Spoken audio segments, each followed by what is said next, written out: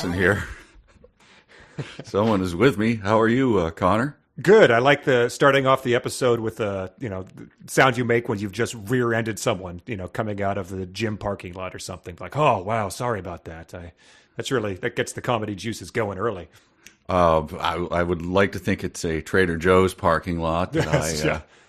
I was talking to my son the other day. We were driving together, and we're behind a car that did that thing where they look like they're going to pull out. They do the fake pull out.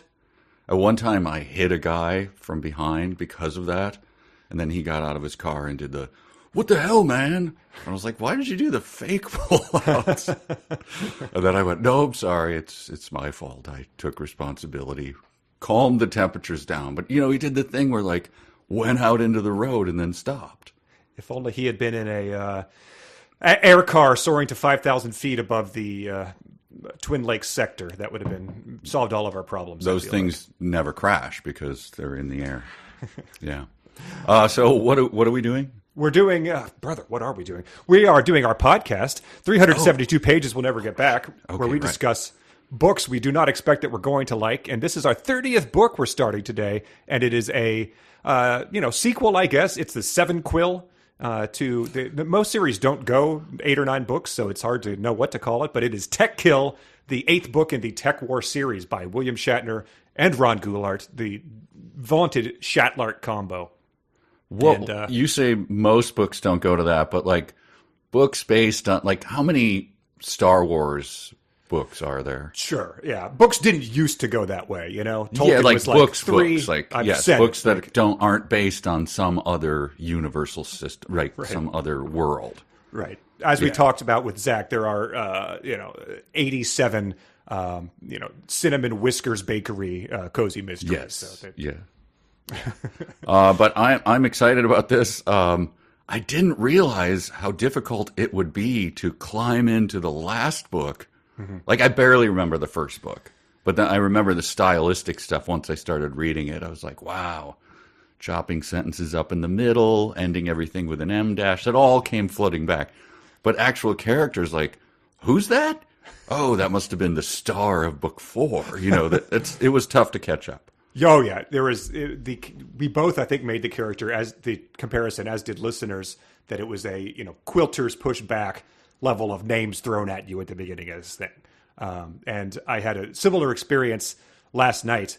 I watched the pilot episode of Melrose Place. Me and Lauren sat down on our evening and watched the first episode of Melrose Place. And it was very similar. You just got introduced to all these attractive young 1993 people. And I was supposed to be like, is that Billy? Or is that Jake? Is that the aerobics instructor? Or is that the gay best friend? I'm very unclear about what's going on here. It was very similar to reading Tek Kill. They probably came out just a few years apart. Questions. Do you have questions? Yes. I do. Can I? My hand is up, if you want to call him. Sure. Mike, you had a question. Yes. Why were you watching the pilot of Melrose Place? So on Sunday, we watched, there was an episode of Seinfeld where Jerry wants to date a police woman, and she, encourages him to take a lie detector test because he claims he's never seen Melrose Place. And he is, of course, lying about that because that would be a shameful thing for a, man in his 30s to admit during that time.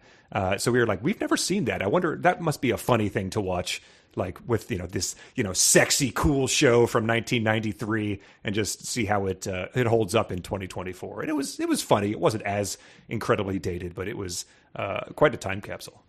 I remember the time, I think I was working on the TV show. I was working on a TV show at the time, and we went out to California, and we drove deliberately to Melrose Place.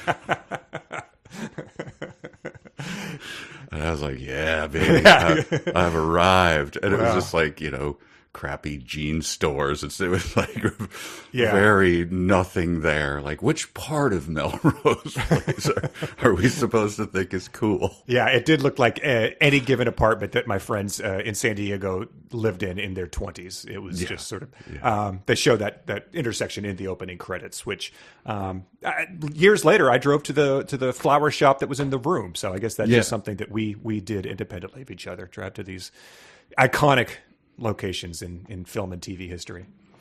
All right, let's get to it. The character count. Let's compare, because I just put mine. I just kept adding mine to the. Once I realized, oh boy, this is not stopping. Sure. I started adding them to the top of my document here. I didn't count them, so let me just guess what we had in this first section. Okay, here's my rule was, it's tough with the androids, but I just said anyone with a name. Okay. So a named, whether it be android or human. Okay. We read about 14,000 words. I'm going to guess that there was 2 for every 1,000. I'll say 28 characters. Whoa, wow. Take a hat off of your wall. You win. There are 28 Holy crap. characters. That negates the Johnson State Treasurer bet there. I will not be spoiling anything, I don't think, by naming them. Here we go. Jake Cardigan, Bev Kendricks, Dan Cardigan, Sid Gomez, Molly Fine, Walt Bascom, Ambrose, Dwight Grossman, Susan Grossman, Dr. Stoltzman, Karen Tenoshi, Roy Anselmo, Kay Norwood, Len Drexler, Doc Olin, Casey Brascom, J.J. Bracken, Rex GK30, Leroy M. Sultan, Leo Anson, Pegler, Edmund Fleneker, Maggie Sleet, Hermione Earnshaw, Margot Laurier, Corky Keep News, Dr. Audrey Eisenberg, and Jocko. Good God. And at least several of those are just characters who are off screen or have been mentioned. Yes, Like just several of those, but most are seen we and do interacted with, yes. And so there's characters whose names are similar. There's characters whose names share the same initials. It's just a confusing mess. Fortunately, Infuriating. he does provide very unique physical descriptions of these characters, which we will get to. Yes. All right, so Let's get started. yeah. He starts off, this is very, it's interesting because based on our knowledge of the Tek-verse, he starts off by dedicating this to Ron Goulart. He starts, William Shatner, quote, maybe Ron Goulart dedicated it to himself. He said, mining the words out of a rich vein of plot, a minor, but no minor, his face blackened with printer's ink, his fingers blue with bruises from the keyboard, he toils in unrecognized effort. Hail to you, Ronald, a writer of minor physique, but of major talent. So really sort of smacking him down as he, quote, compliments him in this dedication. Yeah, flat out calls him an ink-stained wretch. That's pretty... And a listener named Jay submitted the dedication from Tech Money, which is the next book, the final book in this series. Make what you will of this one. He also dedicated it to Goulart. Toiling in his toilet and sometimes at his desk, Ron Goulart has written his little heart out. His work on these novels has been unheralded for the most part, and I would like to blow a trumpet for him right now. Hail to Ron Goulart, noblest scribe of the tech world. So that sort of reads like if you got an AI to say, write something in the style of a bad Shatner impression, that sort of seems like what he did to me. I don't know what toiling in his toilet meant. Did he actually use the word toilet in a dedication to... I've been asked many times to, what do they call it? Log rolling, where you write a book and then someone's like, oh, you wrote a book? Could you sure. blurb my book? And I don't think I've ever used the word toilet in my... Maybe that was Goulart's excuse for not taking his calls every time he called. It was like, no, he's in the can. I'll get back to you, Bill. Yeah, wow. All right, well, the notice that he is, let me see, I just want to get it right, sorry. Minor physique. Huh. Well, that comes up a lot because right away, what's her name? The woman we see here? Susan Grossman. Susan Grossman, yes. Not Susan Fletcher. No, she is a slight woman. Slim. It just goes on and on about how small she is. She's slim. She has thin arms. And there was one more. Lean. She has a lean body. She's like Jack Sprat's wife. Yeah, who am I supposed to be picturing here? Karen Carpenter? Yes, she is a drug addict, so I do believe it's supposed to invoke that sort of emaciated, grim, strung out kind of look. But he uses it in the future to describe attractive women. So I would allow that, except that it keeps coming up again and again and again. Yeah, let's just get ahead of it. People are in this world are either slim or husky. Mm-hmm. There's no in between. You're pretty much, Luigi versus Mario type of guy, or Laurel and Hardy type of thing. So she has a vision of a heavy. Here, I'll read it. He faced a heavy-set man. She's having a vision of her brother being killed. Yeah, her brother Dwight. That's the inciting incident of this book.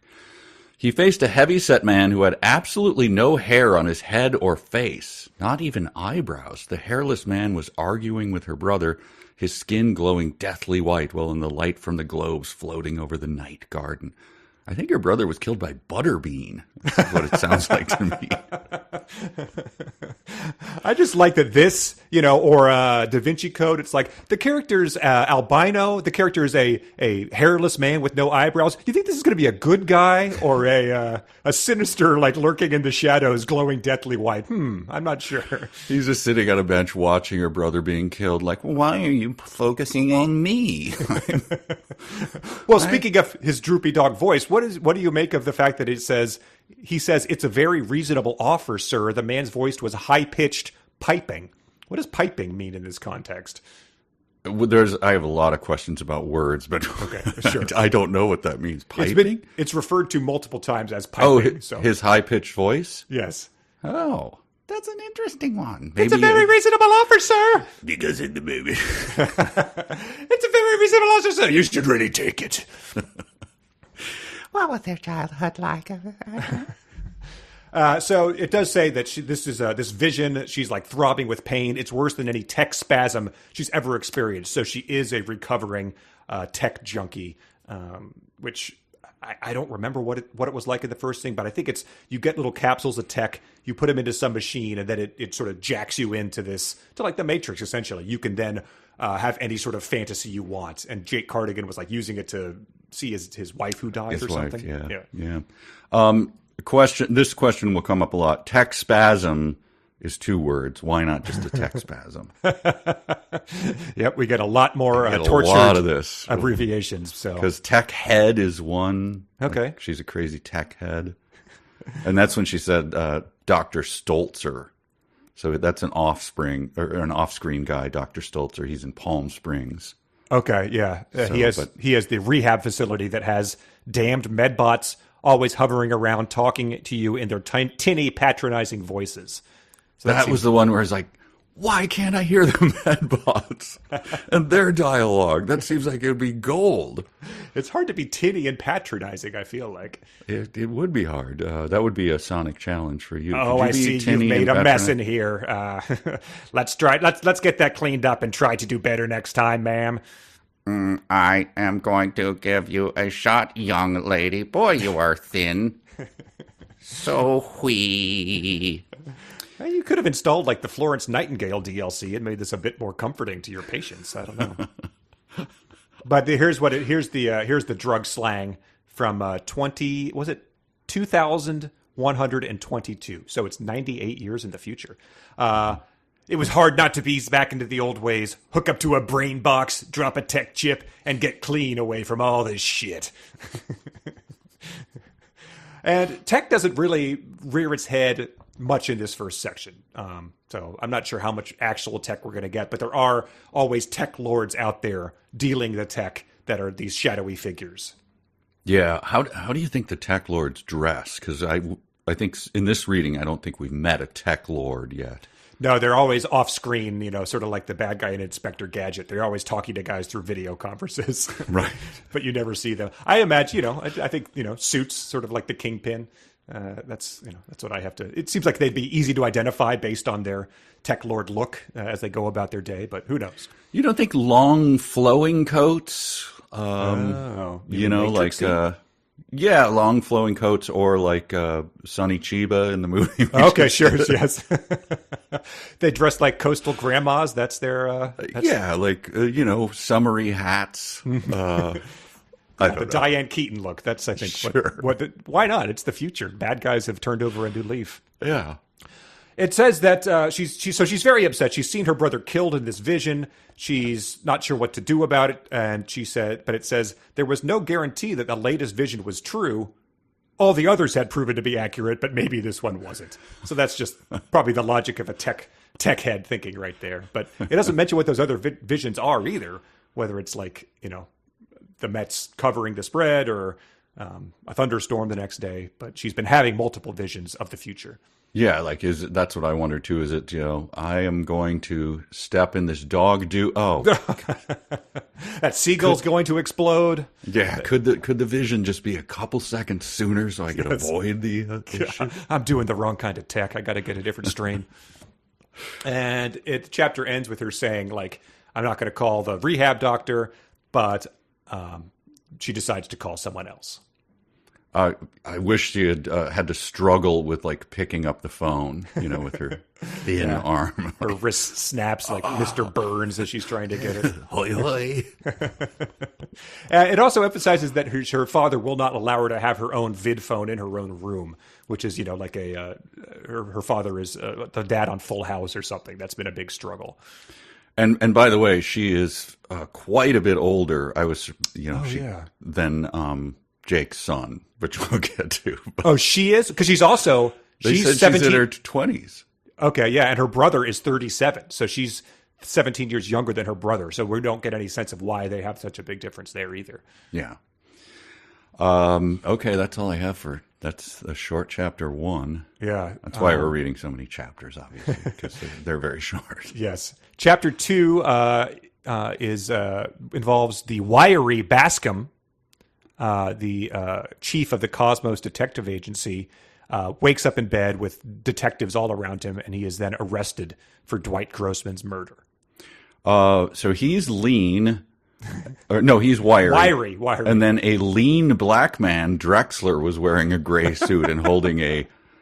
We have to settle on this. Las gun or lays gun? I think it's lays gun, but that's giving them the benefit of the doubt, though. I know. I'm going to call it las gun, damn it, because that's how it's spelled. Does it resurrect you like Lazarus? Is that what... I don't know. So yeah, we've got wiry and lean coming up here. And then this was the oddest part of this to me.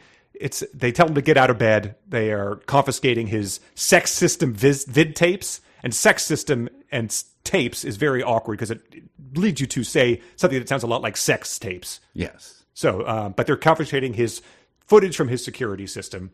And it says, bullshit, suggested Baskam, standing up. He was wearing the top half of a candy-striped pair of pajamas. And it makes no mention of the bottom half, so you have to assume he's just full Winnie the Pooh, Donald Duck, in front of these 11 goons? 11 police goons? Five goons. Goons, by the way, hasn't been used, again, since the 30s, but survives 98 years into the future. So I'm happy that it has a strong comeback. Oh, we have a couple of those that I was delighted by one of them. It's really good. Yeah, so the 5 goons come in and what's his name? Baskam? Baskam. Stands up with his, like that must have been a shock. Like, oh, come on, man. Yeah, you see he's doing some stretches. You see the pajama top, and then he's like, oh, 5 goons, time for the helicopter dance. They're like, come on, please, man. Sir. They're looking around in the hamper. Oh, there they are. I'm not reaching in there to get them, though. They're folded in your drawer. You never wear them. I sleep hot up top, and down below I like to be free. Nobody comes. Usually goons don't wake me up, so I'm fine. That's on you, goons. I feel freer this way. And so we get this other tick of the Shatlart style. He has an alibi. He says, Kay and I went to dinner in the Studio City sector. So I had forgotten about this one, but to make it futuristic, he just takes all the neighborhood names in LA and Southern California and just adds sector to them. Yes. So it would just be, if you started doing that and being like, yeah, we went to the Northeast sector in Minneapolis, then the downtown sector, those are the 2 I could remember, but it would deeply frustrate anyone you were talking to. People would be like, what are you doing? Yeah, because he talks about the Palm Springs sector. It's just, that's the name of the city. So the drive is the same, and you go the same route out there. You go into that high desert area where you get that little traffic jam. Like, everybody's going out to the Palm Springs sector this time. Why did we agree just to make our language so much more complicated? It's all needless. By the way, I thought the Is that their first joke? The Shatler world, when he stands up and he goes, "Bullshit," suggested the agency chief. I was like, hey, okay. I kind of went, all right. I don't know. There's some. Are those verbs or are those adverbs? Whatever those things are, he uses some very strange ones of them to describe how people talk. Yes. So joke. I'm not willing to give it a joke. I do think it's okay. a tick. All right. Then he does one word. It's called sling chair. Okay. Right. I looked it up. There really is a thing called a sling space chair. Like something that hangs from the ceiling, or like I believe it's one of those that you kind of fold out, or it's like a piece of fabric is supported by, okay, the four pillars of whatever the sling chair is. But why that would become the futuristic and turn into one word, like, wow, sling chairs really take over out of all the chairs. Most of his things are, clumsy portmanteaus. So like it's bizarre, that an actual product name would exist into the future. Yeah. So I don't think we have any sling chairs. I don't like to sit in sling chairs. It's like a camp chair, only worse, right? Sure. A fold out chair like that but yeah, where you kind of like, there's no form to it. So you just like your body, like, it's like being in a hammock. Like, boy, it looks comfortable. Then you're in one. You're like, oh, God. Yeah, right. This is rude. My back is sore already. Well, you wouldn't want to sit in this guy's sling chair either, because he gestures at the dark robe that was hanging over the back of the sling chair. Can I put that on before I freeze my fanny? So he is just flopping around in front of all the goons. And presumably he sits in the sling chair without pants on either. And no comments from the, like, goons. You would think, like, if this was the Thin Man and, like, the Thin Man woke up and he just had no bottoms on, like, all the cops would be like, oh, look at you hanging out naturally like that. They would make some sort of comment about it. But these goons are just like, you seen one, you seen them all. But one of the goons is like, I'm reminded back to this on the sec tapes later, that's for sure. But he says they do have security tapes, and it shows him. Speaking of security tapes, the ones at Dwight Grossman's, show you shooting the poor bastard smack in the back at exactly 11:53. And so if I was Bascom, I'd be like, oh, so it's a android replica, as we've established in this universe, are very common, used to commit crimes. Beth Kittredge. Follow that lead, I guess, because I have an alibi. But they seem to just negate that as being even a possibility. These things are well established. Like, they exist everywhere. You can't walk anywhere without seeing one. But nope, they I wasn't there. I can prove it. But he does say, in his defense, he uses language from the future. Come on, I threatened to poke him in the snoot, not knock him off. So I'm just glad people are back to that language. Yeah, they use the language that you use on Instagram to talk about your corgi, being like, double click to boop his snoot. Oh God, is that a thing? Oh yeah. Oh no. You probably have Snoots Day. You got Tongue Out Tuesday. What is it? Splorting or splanking? Splooting, yeah. Splooting. If you boop someone on the snoot while they're splooting, that's, the ultimate corgi experience. Oh, my God. My son has a corgi, and once he was splooting, and I said, yeah, I just learned that's called sploot. And I'm like, sploot? And he goes, splooting, yeah. You know it, too. At least he has one. That's what's your excuse? He's hanging out with weirdos. And then, so they haul this guy off, and it does say, like, he says, put some clothes on. That's how that section ends. And then we get it into Jake. We meet Jake for the first time, and it starts off with a hell of a sentence. Quite an introduction to Jake. I read this one to Lauren over coffee this morning, and she almost, just fell onto the ground as a professional editor. Here we go. Although he nearly got into a fight, a little over an hour later, Jake Cardigan woke up a few minutes beyond 7 a.m., feeling neither angry nor apprehensive. I feel like you could really we could talk about this sentence for half an hour. Oh, that is what. Did she have any quick notes? Like, what? First of all, don't do this, or is it just sort of like this is a hopeless mess? I think it's a hopeless mess. So let's begin by he nearly got into a fight. So it starts by saying what he didn't do. He also, he didn't hop on a plane this morning either.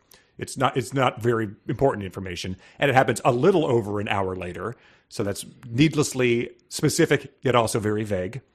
Jake Cardigan woke up a few minutes beyond 7 a.m., same deal. And it tells you emotions he did not feel. So the list of those is almost infinite at this point in time. Instead of telling you what he did feel, he did not feel surprised. He did not feel wistful. Also, could be included in this. I would just like to have the listening audience credit us with not going to the dark web to find the period of time where he nearly got into a fight a little over an hour later. Just that period written out, but we just reenact that period a little over an hour later. Huh? Do we get credit for that, please? I think we should, yeah, because those guys are out there. The real sickos on the dark reenactors? web, yeah, doing hour-plus reenactments. And then it continues. When he stepped out onto the moderately foggy deck of the Malibu Sector condo, he shared with his son, he found Dan. I don't know who Dan is. He could be his son. We don't know. Already sitting at the table, finishing up a Plaz cup of orange sub. I wish I had 3 middle fingers. So I could... Well, Dan, so you're correct. He is his son. He is his son, but there's no reason to think that... At this point, no. He shares a condo with his son, but he found Dan. Dan could be their roommate. Sure. To the slight credit, is only maniacs would be reading the 8th book in the Tek-verse series without having read the ones coming up to them. So, but this is the character. We did a breakdown with Zach Schatzer, Riff Trek's writer. He came on and he explained to us things that happened in the books in between this and Tek War. Yeah. And Dan was a character that he loathes. He's like the Cousin Oliver kind of guy. And hearing that he was drinking a Plaz cup of orange sub, I agreed with the loathing upon the first sentence I introduced him to. What is orange sub getting at? I don't get it. He eats some other sort of sub later. I don't know if it's sub. Sub has a pretty strong connotation in the food world, but I guess maybe it's substitute for orange juice, like fake orange juice. I don't know. Sub. Well, I just figured like it's one of those wacky foods where they stuff a whole submarine sandwich into a cup or something, and you're supposed to it's an advantage. We take the sub, we ram oranges into it, and then we jam it into a cup. How do you like that? Yeah, and you eat it with a straw. Yes. So Dan is a lanky man of 16, and he's in the SoCal Police Academy. He's a lanky young man of 16. Got it. Not a yet lanky old man of 16. That's important. Yeah. Is lanky synonymous with slim and slight? I think so. I think okay. so. Lanky is like Shaggy on Scooby-Doo. Yeah. I guess I'd rather be, if someone said like he's lanky rather than he lumbered over to, he's a lumbering young man of 16. I'll take it over plump, which we get later. Yes. And so Dan is sort of giving him the elbow, being like, hey, you were out pretty late with Bev Kendricks until nearly 2 a.m. And I guess Bev is a colleague or something like that. Bev Kendricks, very similar construction to Beth Kittredge, his former very similar lover. And I think Bev Kendricks, at least in this section, remains off screen. Yes, she does. I don't think she shows up. But Jake poured himself a cup of near calf. Why sling chair 2 word? No, 1 word. Okay, never mind. Sure. Yeah. Near calf comes up again later, so they're sticking with that. I don't know if it's almost coffee, sort of like, or if it's almost caffeinated. It doesn't matter. And so they're doing the if he's only 16, so he probably doesn't have reading glasses on as he, eats his orange sub. But it was like, well. Peering over the paper. Yeah. Huh? Well, you're up. Yeah. Dinner was warm last night when I expected you home at 8 p.m., but it was quite cold at 2 when you arrived back from your date with Bev Kendricks. There are eggs on the stove, but they are probably cold. So pour yourself some Nearcalf, young man, and let's talk about this.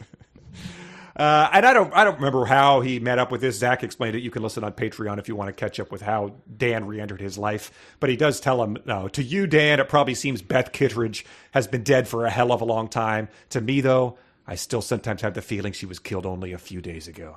So we don't know how long that's been, but he's still hung up on her in some part of him. I thought that was impressive. 6 books later, that Beth Kittredge comes out.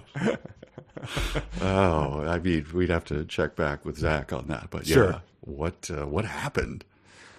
And so I guess Dan has a also potential romance with his partner in the police academy, Molly, and that's all talked about. We'll get to that later. And Gomez is starting to appear by the end of this chapter. Oh, he's at the end of this chapter? Oh, there, he drops, his sky car was dropping down toward the landing area. Okay. It says, he'll cheer you up, but that didn't turn out to be so.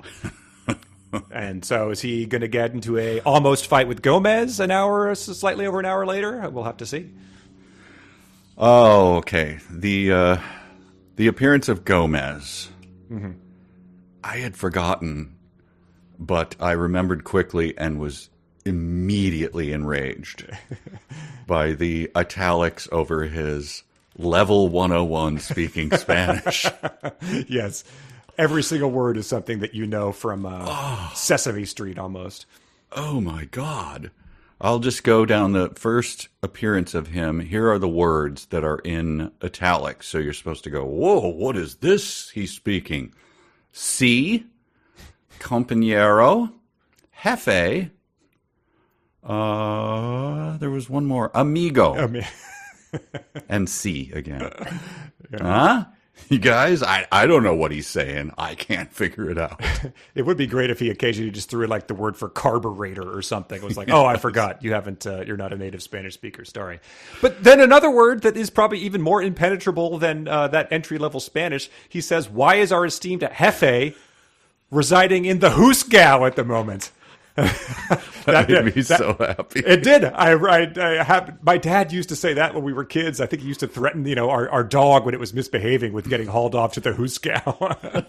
So I think there was a Al Michaels might have said it in a football game last year, and I was like, Dad, he just used the word Husgau. Like I think you're the only person I've ever heard use that term. So then we can add Sid Gomez to that list. The paddy wagon came and brought him to the Husgau.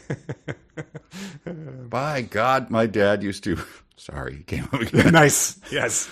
My dad used to say, which was always just like completely puzzled us. He'd go, "Why don't you run a comb through your hair? You look like a bum in a ballpark." Like, was that a thing? Like, I guess people would just show up at like Wrigley Field and be like, 25 cents, and they'd find it on the ground or whatever, and then they'd sit in the bleachers all day or whatever. So you look like the bleacher bums, I guess. Maybe. In a ballpark. Yeah, that's the only thing we can figure out is like the bleacher bums. I never thought they were really bums. Anyway, that's what Husgau reminded me of. I think my dad would say that too. Nice. Yeah, off to the Husgau with you. And so you'd think maybe Gomez is like an older person here, but no, it says Gomez, who was roughly 10 years younger than his partner, nodded. So that's a patented Shatlart sentence interjection there, with just maddeningly inspecific. I would also point out this Gomez character. Now, this is the book, not me, but he's stroking his bushy mustache. Does he have a big hat on, and is he going, I'm the Frito Bandito? Like, what is happening? He's on the Tapatio bottle, perhaps? I'm not sure. Gomez? I mean, we know he's not wearing a sombrero because he has his hair moving, which is not mentioned in this book. Oh, yeah, there's no moving hair. I forgot about that. It is not it is sort of, has that Speedy Gonzalez kind of vibe from Goulart here, which, whatever. Maybe you re-embrace it in 100 years. Who knows? Yeah, could be. Times change. But, he said they have a discussion about the head of their detective agency where they work. Bascom is the guy wearing no pajama pants, D out in front of the goons. He has put Roy Anselmo in as acting chief of their detective agency. And Roy Anselmo emerges as an antagonist. Gomez says, I think Roy is a pompous, egotistic putz. So, is putz Yiddish? Does It's Gomez good to lapse see into that. that? Yep, Yiddish still going strong. Amongst our Mexican stereotypes in 2122. Yep. So that's setting himself up as being he says, even if he's a putz, the hombre, even you must admit, is an efficient operative, and a damn good administrator. Could we drop the words in italics once we've already seen them? Why do we have to keep putting them in italics? You weren't expecting the jefe to put you in charge, were you? And that's in italics. Like you just used it up there. What? I don't understand what that's supposed to be. Is he hitting it hard? Like he's like spinning his mustache. You weren't expecting the jefe to put you in charge, were you? Like, what is happening? Why does this keep coming up in italics? I mean, I'm positive we discussed this the first time we read the book, Yes. but it is about the person you're with at a restaurant who lapses into the pronunciation of a menu item when they're ordering it. That's always deeply embarrassing. Yes. There's a Sonic commercial currently airing during baseball games where the character does that. She's talking about you can this one replicates the flavor of a paleta in your Sonic drink. It's just I think that's what he's going for, I guess. Okay. Well, maybe he could go downstream a little bit with the Spanish expressions. I don't think it's going to happen. Por favor and amigo and jefe aren't exactly challenging the mind right now. But okay. Well, yeah, maybe anyone who's listened to the audiobook can tell us how these are addressed because... Oh, yeah, good point. Yeah. So that's the end of that chapter. We get reintroduced to Gomez, and then it cuts to Dan, the 16-year-old young man, picking up... Lanky. Lanky young man picking up the slim, dark-haired young woman who stood behind him, his partner, Molly. Partner at the academy. As 16-year-olds. 16-year-olds. Yes. Molly, hang on, I'm looking for my notes. Molly, what's her name? Molly Fine. Molly Fine, okay. Yes. And no indication of her age, correct? I mean, I think they're just, meant to be, similar. It would be weird if they had some sort of Laterno thing going on. I wasn't suggesting that. But it could be I suppose, a couple years difference. I don't know. 16 seems quite young to be at an academy.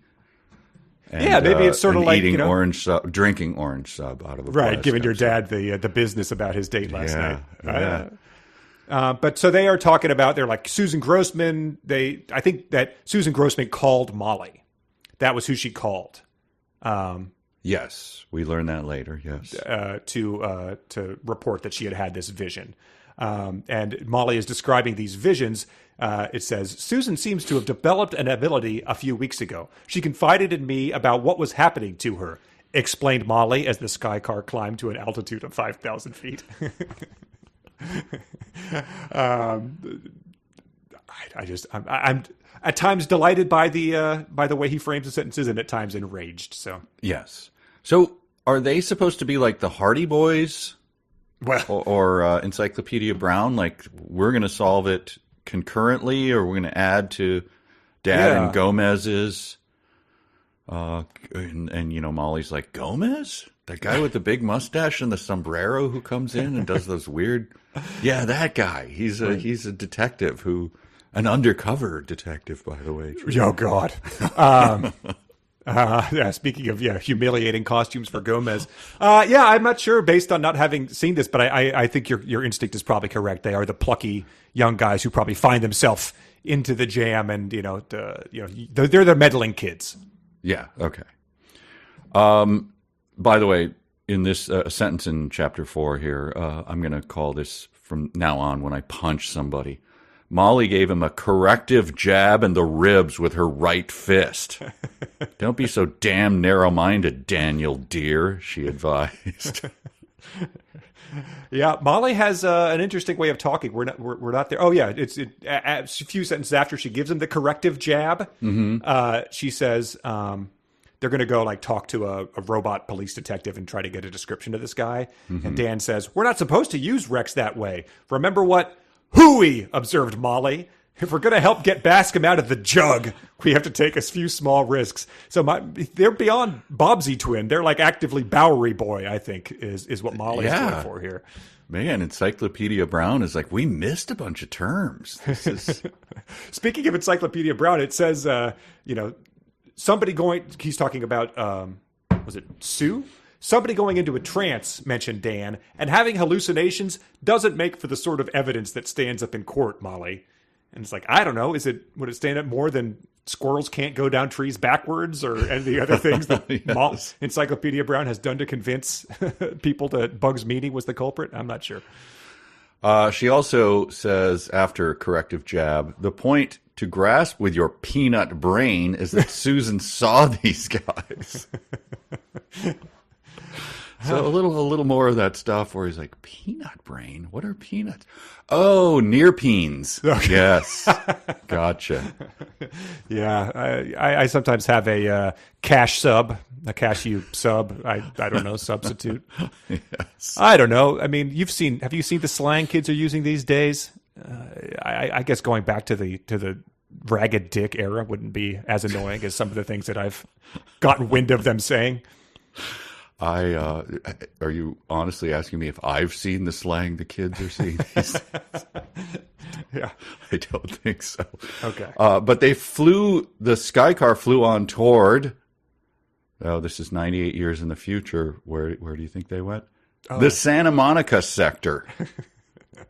So it's good to know that that still holds. Yeah. Is the Pier firm. sector still a subsector of the Santa Monica sector?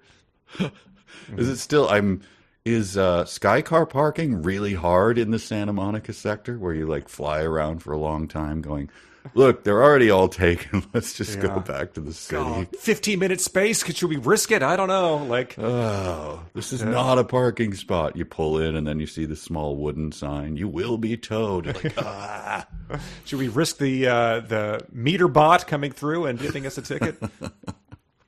Giving us a near tick. So that's the chapter. They're going to go to a police sketch artist. Chapter 5, we go to the detective agency. And I think this was our first mention of Plaz. The top of Bascom's desk looked much neater than usual, and the windows of his large office had been unblanked, affording an unobstructed view of the metal and plastiglass buildings. Oh, yeah. So that's I think they sort of just hit that really hard early and then just sort of dialed it back for the other chapters. But it does say that the new guy, Anselmo, is a husky man with feathery blonde hair who has called them there. Yes, the husky man. Well, he deserves. He gives them a little. Smack talk about them coming in late, which warrants the first, I think, of the upside down exclamation points, and then the Bart Simpson "Caramba," says Gomez, and makes a sarcastic comment about them being 7 minutes late, when in fact they were nearly 9 minutes late. So he seems like he's fulfilling the angry chief, even though he's just been appointed like acting chief. He's stepping up the game as he's acting angry chief. Yes, and I don't remember what their agency setup is. I'm going to make a blanket statement. If you like go back and listen to our first one, and then you hear me making comments in this one, like you already said that in the last one, like it was many years ago. I don't remember, so please forgive me if we're recovering ground. That's going to happen. It's been so long, so I don't know how their agency works, the Cosmo Detective Agency. No, and I think that, as we mentioned before, it's crazy to be reading the 8th book without the previous one, so I don't think they're going to be providing a lot of backstory here. Sure, okay. We get this little colorful, I believe, upward ticking vocal inflection joke. He says, "It's my fault we're so late, Roy. I was the one who insisted we get into a drag race with a sky van that was done up to resemble a tofu burger." Mm-hmm. joke. Which makes the husky guy with the feathery hair go, "Hey, enough with your joking around," or whatever he says. Like, your flippant attitude is really out of place. What does that mean? Do you have any idea? I mean, we get some stuff later, and I feel like it's just the in 80s and 90s movies, like it was just a very easy way to characterize someone as a loathsome yuppie by seeing them like eating, soy or tofu. I feel like that's just sort of what he's going for here is like it's a funny food. Let's not forget, there was a book that was hugely popular that was called Real Men Don't Eat Quiche. Oh my God. So let's not forget that. Wow. Was that a self-help book or something? I think it was just one of those like, oh, you bought that book, like buying a pet rock or something. Like, I see you've got that book. And then you open it up and you go, maybe laugh through your nose like twice and then throw it back down on the coffee table. Yep. Eggs, bacon, and crust. That's a, wow. Yeah, boy. Sure. But yeah, I feel like there's this, there was watching Melrose Place, for example. Sure. I mean, yeah. Are you going to continue, by the way? I don't know. Life is so short, but you were watching and there were these signifiers in, the 90s type of thing. Like there was a character who was the gay best friend. And, he was like talking to another character in Melrose Place, and at some point in time he mentioned, it would be like that Lucille Ball movie, Ours, Mine, and Yours. And I was like, Yours, Mine, and Ours. Okay. Sure. And I was like, is this guy gay? And they signified that because he watches Lucille Ball movies. Like, what a weird, because they weren't going to cut to him in bed with another guy in the 90s. They had to do this dance around it. So it was just very strange to see. Like there was a water cooler in the apartment. I'm like, what are they trying to imply with that? Just the way that you just set up characters in different eras is fascinating to watch. So some guy and his wife are watching it on the couch, and he's dipping his chip in, and then after the Lucille Ball thing, he turns to her. He's like, Exactly. See what I knew it. I told you that back in Act 1. This is when we meet Karen or Karin, I don't know. Because we have people in our lives with this spelling who insist on being called Karin. Oh, wow. Which is hard roads to It is hard when you yourself. see it in print. Like, is it Karen? Like, it's Karin, please. That's not our friends. I'm just saying that's a general thing. Karin Tenoshi, who I believe is an Andy. No. He makes... Oh, I see. I forget you're not really a robot or an Andy. You merely behave like one. Yeah. Boom, roasted. By the acting chief. He's just... He got his little promotion, and he is now letting his former people on the same level have it. But she is a slim Japanese woman. Yes, of course. Detail. Yeah. And people are sort of like just, she's the kind of the office bitch it makes to seem. So it's funny because they're just like, she's, just... But it's funny that her name is potentially Karen in that situation. So what's happening here? It takes a while to get it because the prose is. I don't like the prose. It's very hard to get what is going on. It's not clear. I would just like some. Who does it well? Just doing just readable prose. Yeah, just hard boiled stuff. Like two guys come in, their hands in their pockets. What's going on, Chief? Fatty? The thick-set blonde detective. Listen, you guys, don't give that attitude to me. I'm the boss now. But instead, you read it and you go like, oh, this is what it's supposed to be. It's supposed to be, an 80s hard-boiled thing with two guys coming in like, you're a loose cannon, damn you. Yeah, I won't take your cheek anymore. No, it's Lethal Weapon is what those two guys are supposed to be. Exactly. Yes. And the other people in the office are sort of square, I guess. But everything he does, like the descriptions in the middle of a sentence, that someone says, that type of, if it happened once or twice in like a student's paper, you'd be like, oh, you've you did this wrong, but it's so clearly intentional that it's just such a weird stylistic thing like that he's carved out for himself. Yes. And they haven't really stacked up yet, but I've highlighted them whenever they appear in the future. So they did throw a word at me that I didn't know. I mean, I got it from context, but I hadn't heard it before. The Spanish word calabozo. Okay. Is that head? Getting tossed in the calabozo and charged with murder ranks a shade higher than a little jam. Okay, so it's Spanish for Huscal. Yes. For later, clink comes up as well. Nice. So they are talking. They're like, Baskam has been arrested for the murder of Dwight Grossman. We got to look into this. It says, we're going to have ourselves, however, one hell of a time proving he didn't commit this brutal murder. So even these people are discounting the very obvious android replica or doctored footage kind of thing. Right. And so they're at this meeting. They're late for the meeting.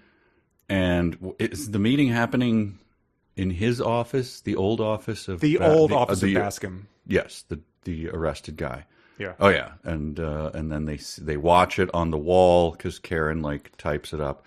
But then this happens. That's Grossman, said Anselmo. I deduced that, said Gomez. Pay attention, you crazy bastard, shouted the angry Bascom. You're going to leave Kay Norwood totally alone. You understand me, asshole? My relationship with Kay is none of your goddamn business, Grossman told him disdainfully. Nice.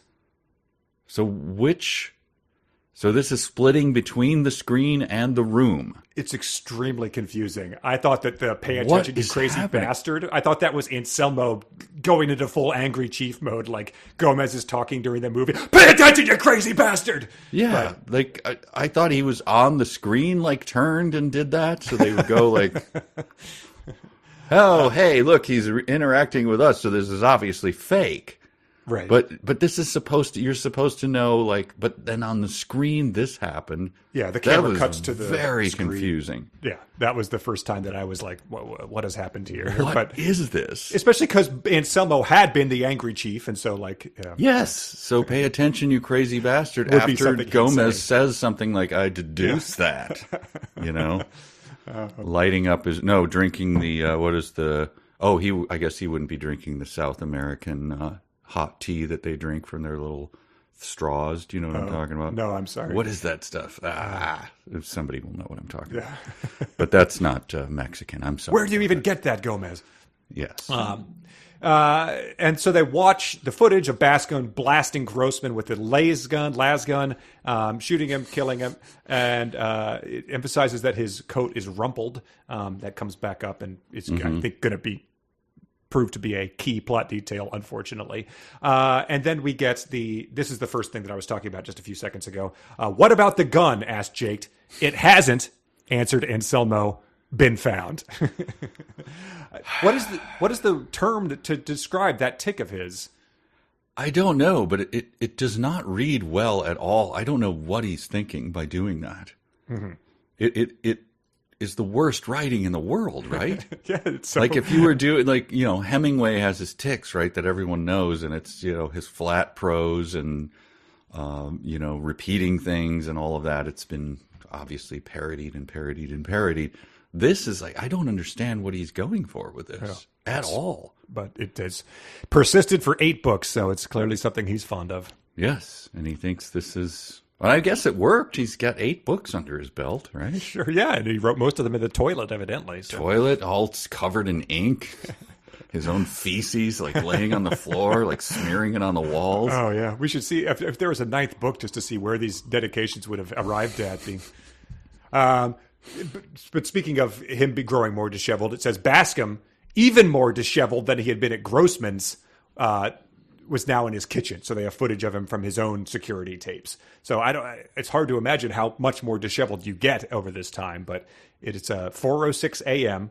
and his robot butler offered him a nightcap, which he says, no, I'm going to bed. So I guess if you were having a 4 a.m. nightcap, that would be the next level of disheveled down there. But he turned it down, unfortunately. So this is the same guy who no pants, right? Correct. Yes. So when did he de-pant? Yeah. Does he make his turn android assist him with that? Like, That's true. That would be a great Jeeves and Wooster, by the way. I notice you have not put on any pajama pants, sir. I'm going to be Porky Pigging it tonight, Jeeves. Please loosen my belt. I shall launder your sheets in the morning, sir. I don't think that will be necessary. I very much do, sir. I like to build up a good crust, Jeeves. They do go into saying, like, hey, like, Gomez is like, hey, it doesn't matter what all this stuff is. Like, footage can be faked. And then Anselmo says, the police are accepting the footage is real. So it's hand waved away that we know that this kind of thing could easily be faked and has been in the series before. Well, then we get to one of my favorite characters, truly a great and epic character in the middle of this. What's our own expert, Doc Oland, say? Asked Jake. Dr. Oland, okay, I like goes to the more formal. His initial testing shows nothing suspicious. So who is this Doc Oland? He comes up only one other time, as far as I can tell. Yeah, nice. Unless my search, maybe they call him Doctor or Doc. I guess I didn't search all the possible combinations. Yeah. Mr. Olin, PhD, I didn't search, so I don't know. Please, my friends call me Mr. Roland. I don't love it. Well, yeah, he's probably the egghead down in the lab.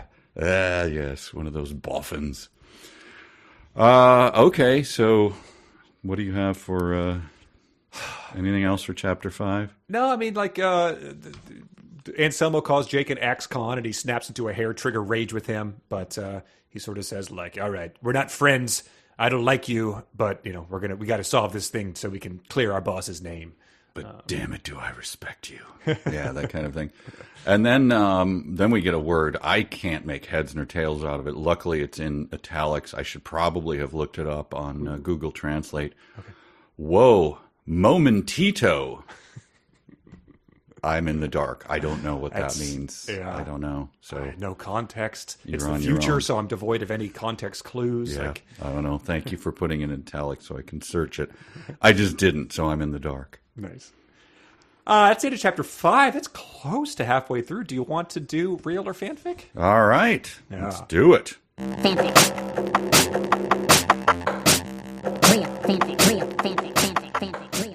All right. We are trying something a little different this time. There has been a lot of discussion by the people who compile the statistics about real or fanfic that maybe my smaller sample size is the cause of my vastly superior real or fanfic statistics. And so someone suggested... Use the word vastly?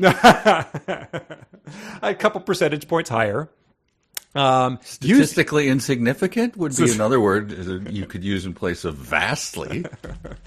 So they figured, since it's always, I've done it in shorter books too, I think. But anyway, it was suggested that we go head to head, and listeners Josh and Colette volunteered to assemble these real or fanfics, read them so that neither one of us would have any sort of, prior knowledge. And we are going to listen to Colette read the real 5 excerpts that could all be real, could all be fanfic, or somewhere in between. We will then each vote, and then she will reveal the statistics, the answers to us afterwards.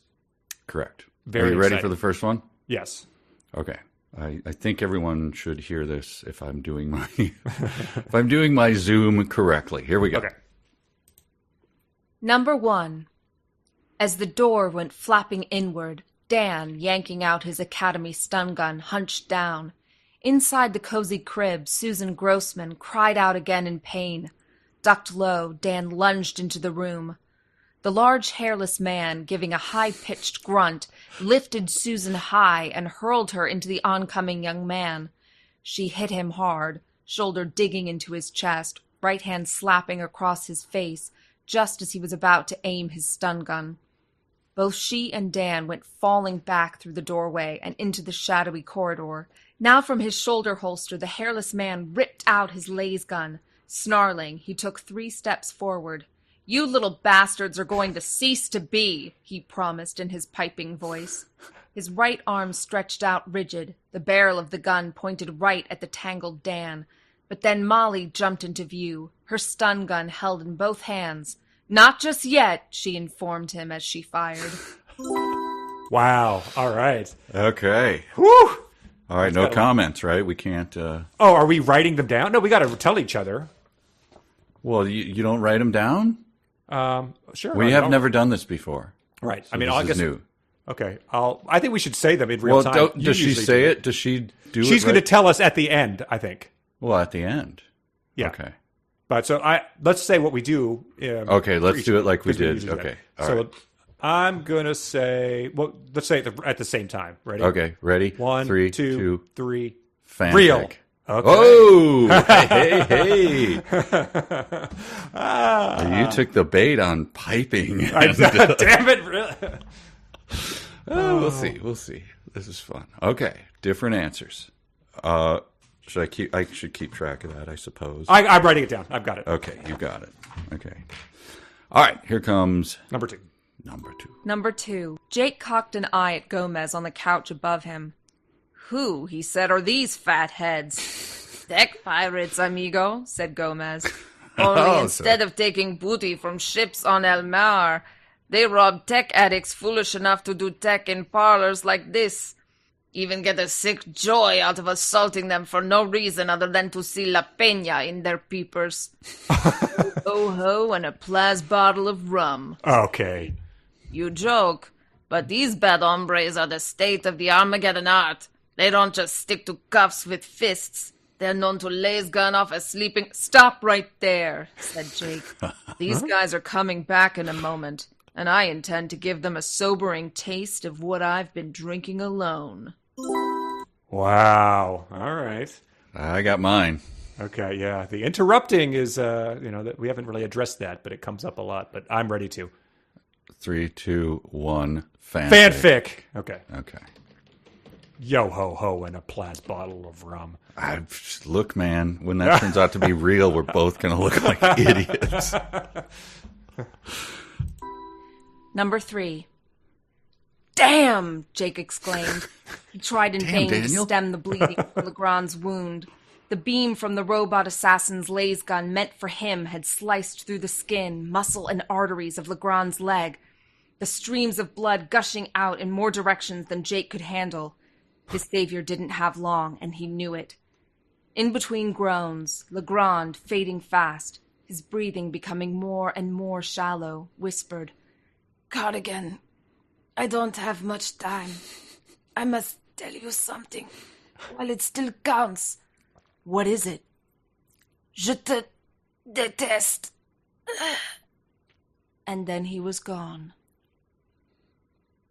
Number 4. Oh, pause. Wait. Oh, no, there was no bell, I guess. Je te déteste. I hate you? Is that what that means? Detem? Detest, I thought? Oh, detest. Okay, yes, I hate you. Okay, interesting. Very interesting. There's a French dude. French, yeah. French. He doesn't play by these rules of this universe. Interesting. All right, you ready? Yep. 3, 2, 1. Real. Real. Okay. Oh, wow. Okay. I mean, okay. It's just kind of subtle. I don't know. Sure, I don't know. A character we haven't met yet. It's they kind of, those ones bait you. See? Yeah, exactly. See? That's okay. This is number 4. I think she already said it, right? Here we go. He recognized her now, frowning. "You've got the wrong hombre, Jill.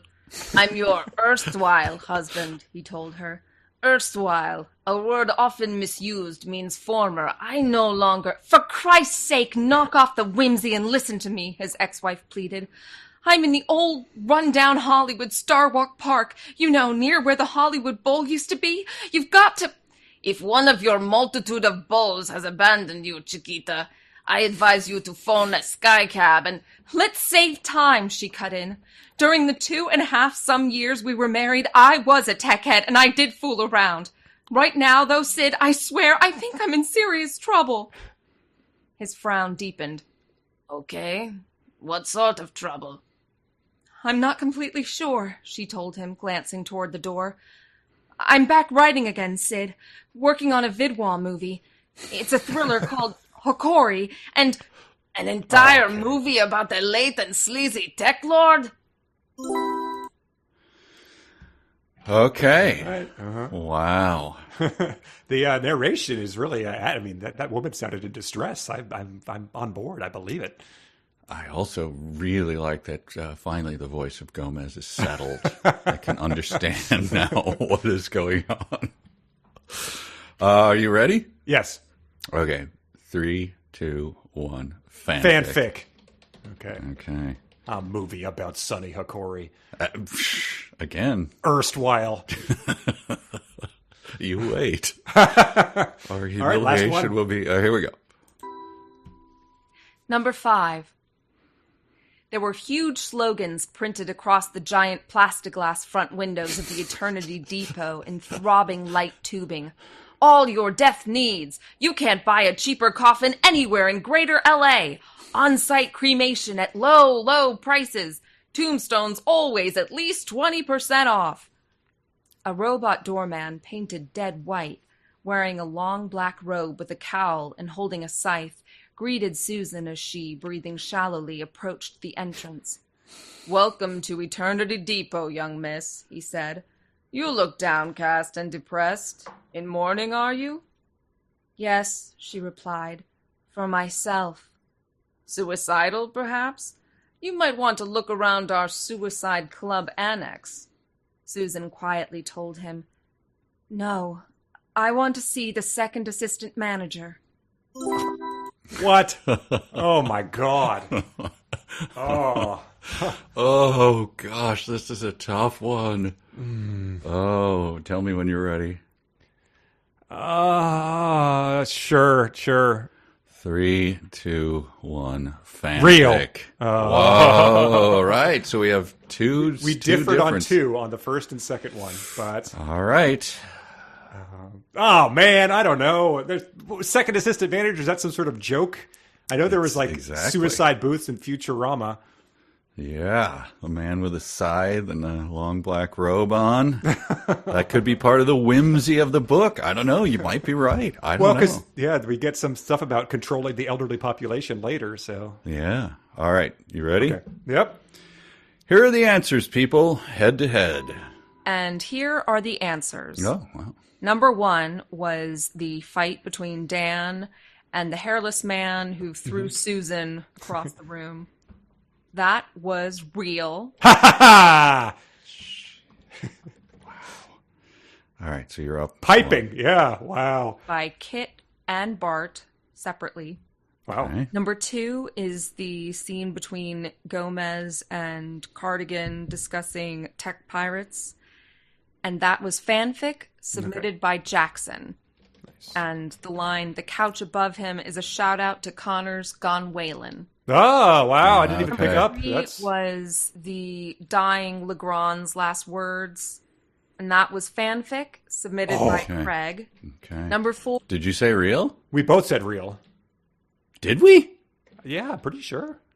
Oh, I think I did. Yeah. Which one was it again? I was... The French. Oh, God, yeah. Oh, I wrote man. down real for you. Yes. No, you're right. You're right. I just couldn't remember. I thought. 4 was the scene with Gomez and his ex-wife discussing Hokori. That was real. Oh, my God. Holy moly. I'm buried on this one. Wow, I am buried on this one. Oh, my Woo. God. Erstwhile? He clarifies the meaning of that? Woo. Submitted by Jeff. Okay. And number 5 was the one about the Suicide Club annex. And that was real. Oh my God. I think I was 0 for 5. No, you got number 2 correct. Jeez. Oh my Wow. Wow.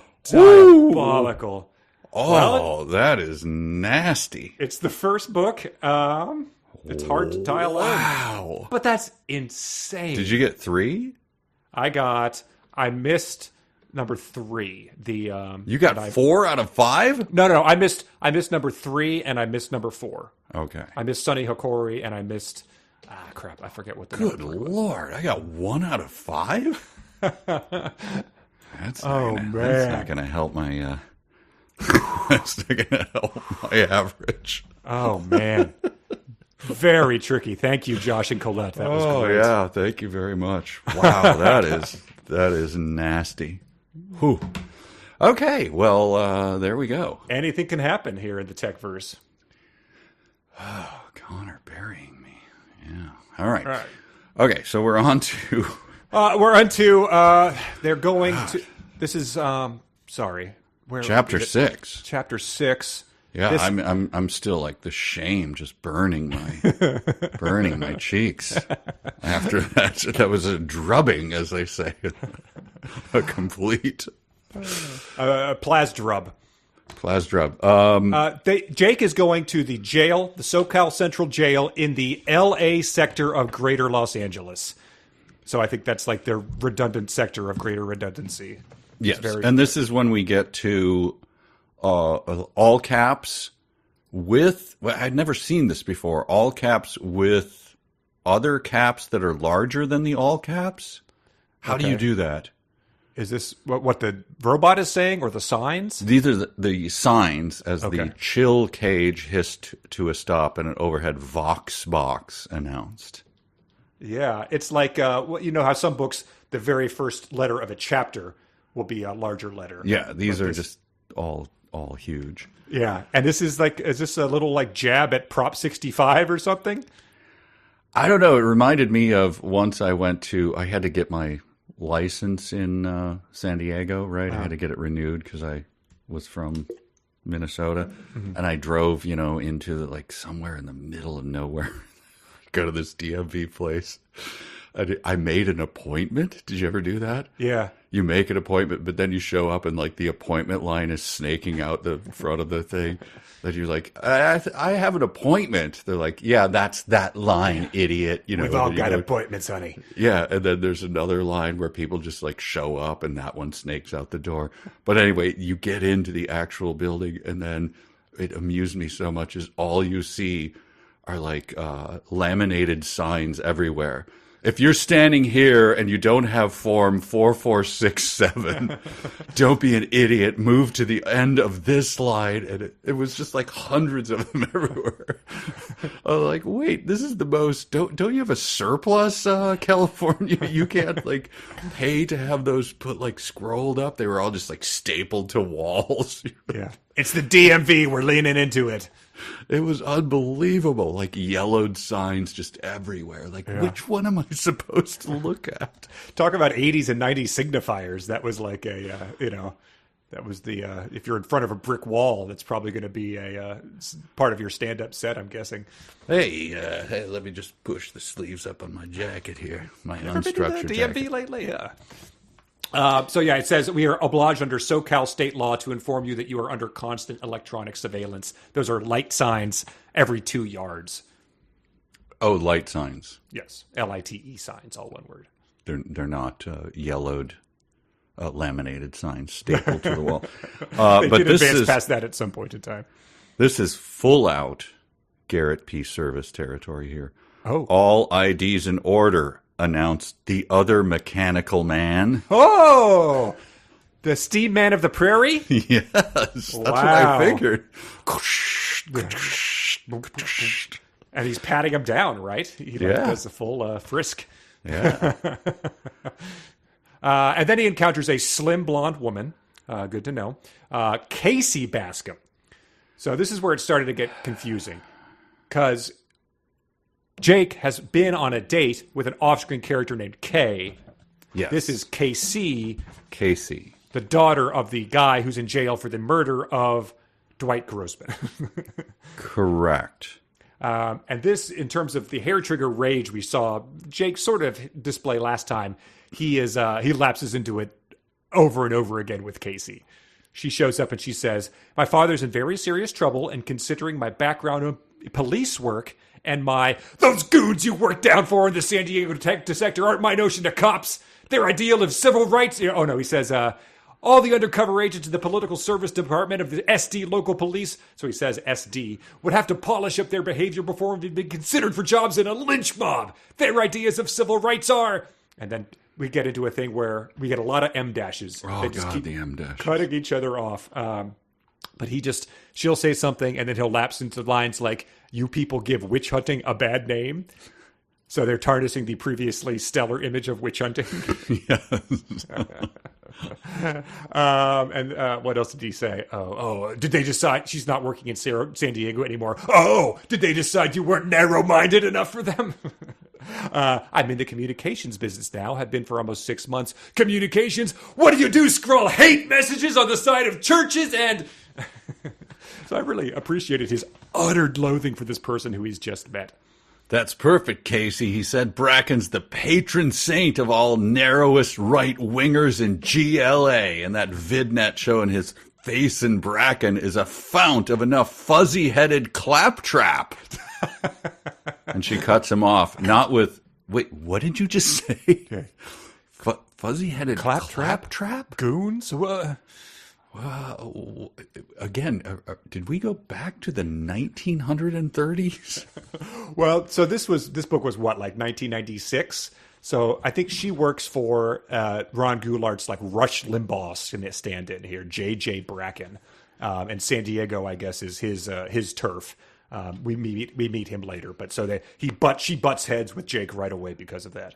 Yes, and he is the patron saint of all narrowest right-wingers in GLA, which had me go like, and then I was like, oh, okay. And then later, it comes out like the full Greater Los Angeles. Yeah. Comes out later. So like, why do it there? Well, he said SD instead of San Diego just a few rants earlier. So, and so they go in to see her dad, and I liked he was described as looking almost dapper in an unrumpled tan suit. Which, if you mention that someone's wearing a suit, I'll just assume that it's unrumpled.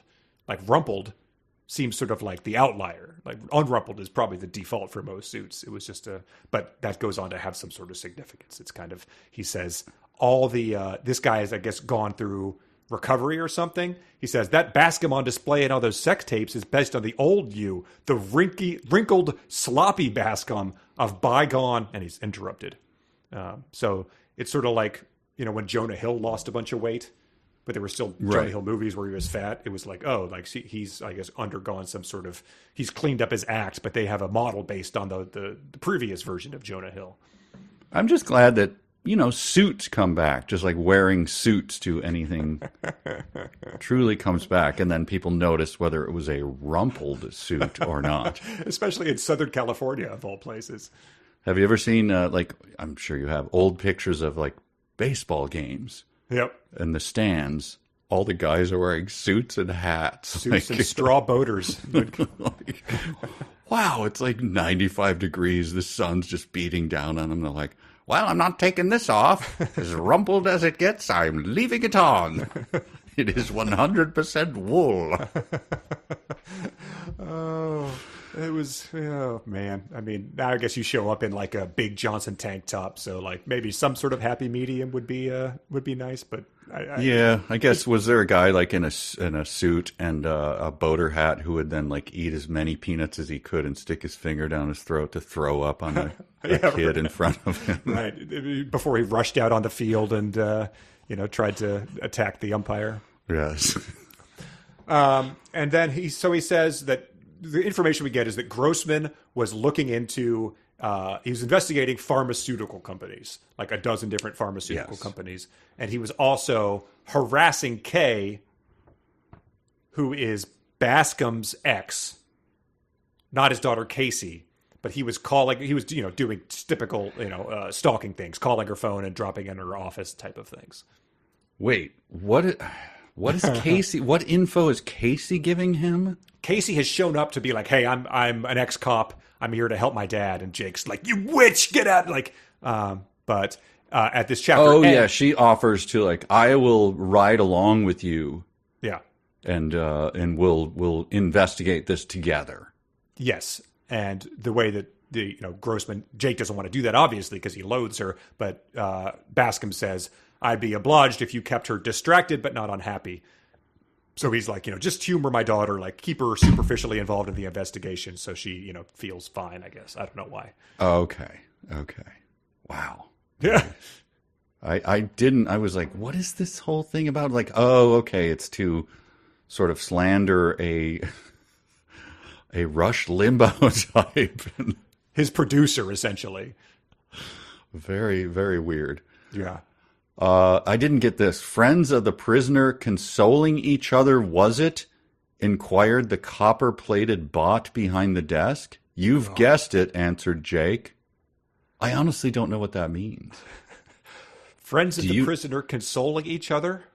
Was it? Inquired the copper-plated bot behind the desk. So that's with him turning away from her and going, I got to sign out, I guess. And that's what the copper-plated bot behind the desk said. Friends of the prisoner consoling each other, was it? Question mark. Damn it, Steve Man of the Prairies, talk like a normal person. If anyone knows what that means, I'm open to it. I just don't know what that means. I have no idea what that means. The bots just like, they're either, what was the word earlier, condescending, or they're, as we see later, they're essentially Jeeves. You could have like one sort of standard voice for all of these things and not have them talk like their circuits are frying as they try to form a sentence. Friends of the... Anyway, all right. If anyone has any idea, please. Nice. Chapter 7 begins with something I have a question about.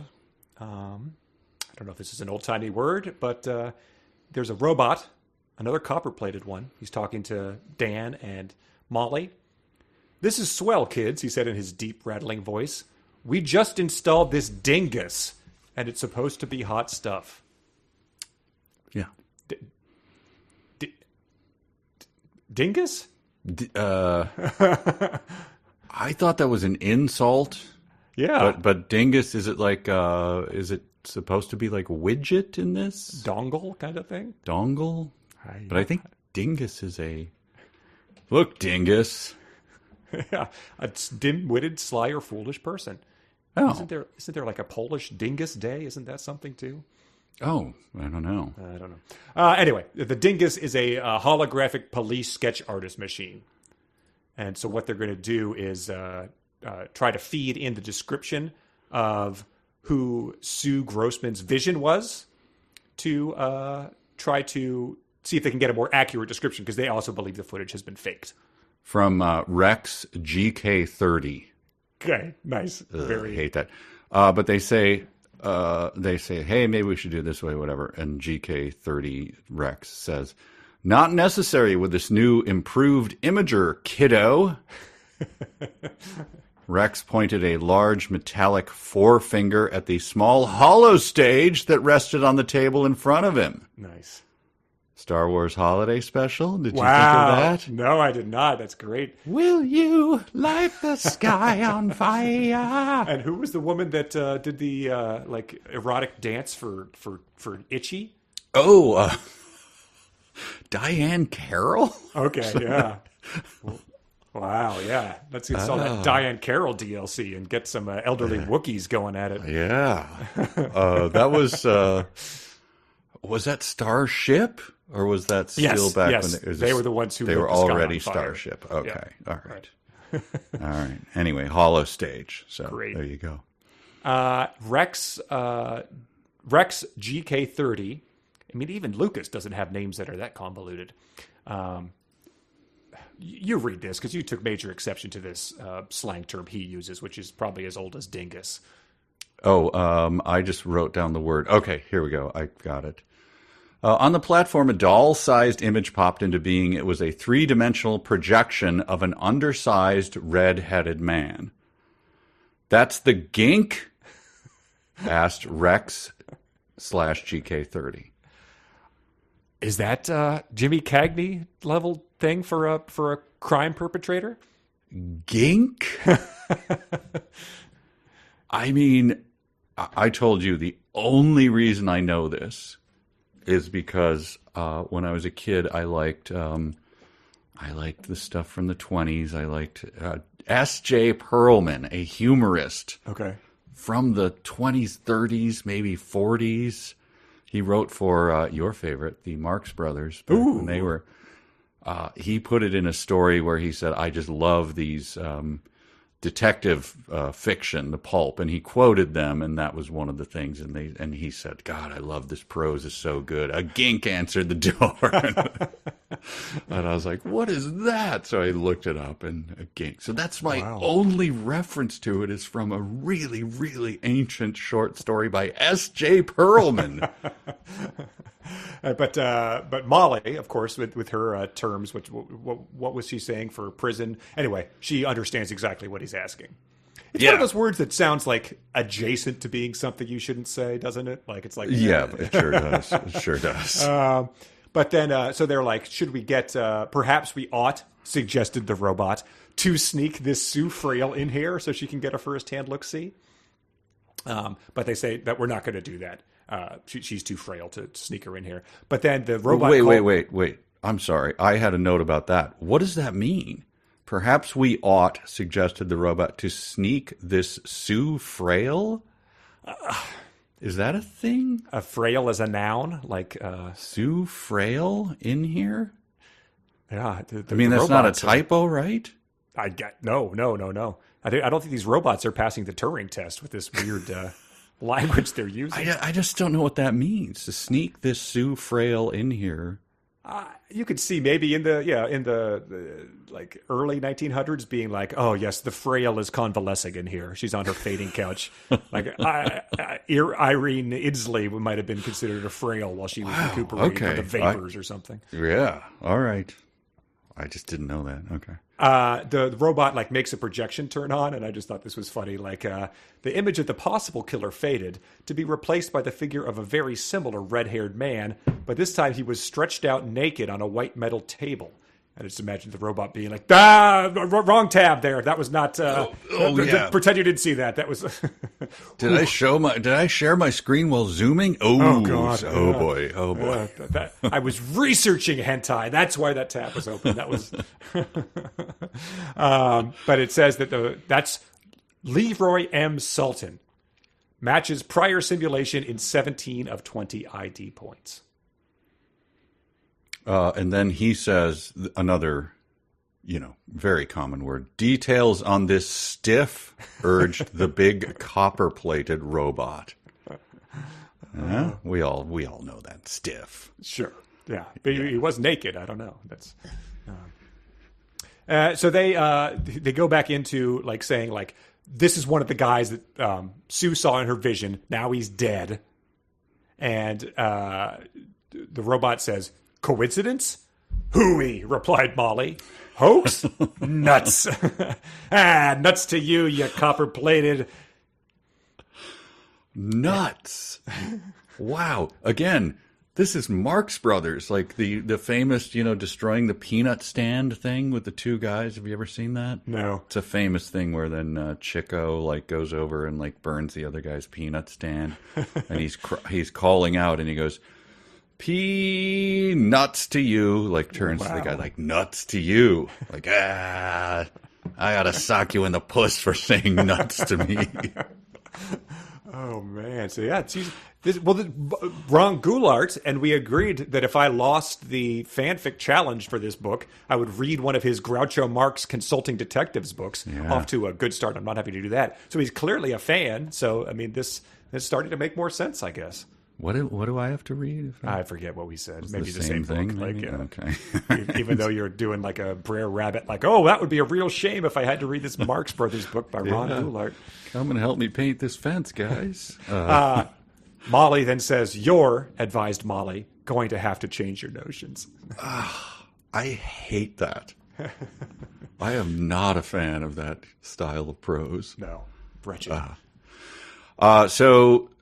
A new switch, we go to a new scene, and this is Jake meeting Sid Gomez, right? Yes, for lunch. And this is what he says. Looking up from his plate of soy cakes and pro sub, Gomez answered, late breakfast.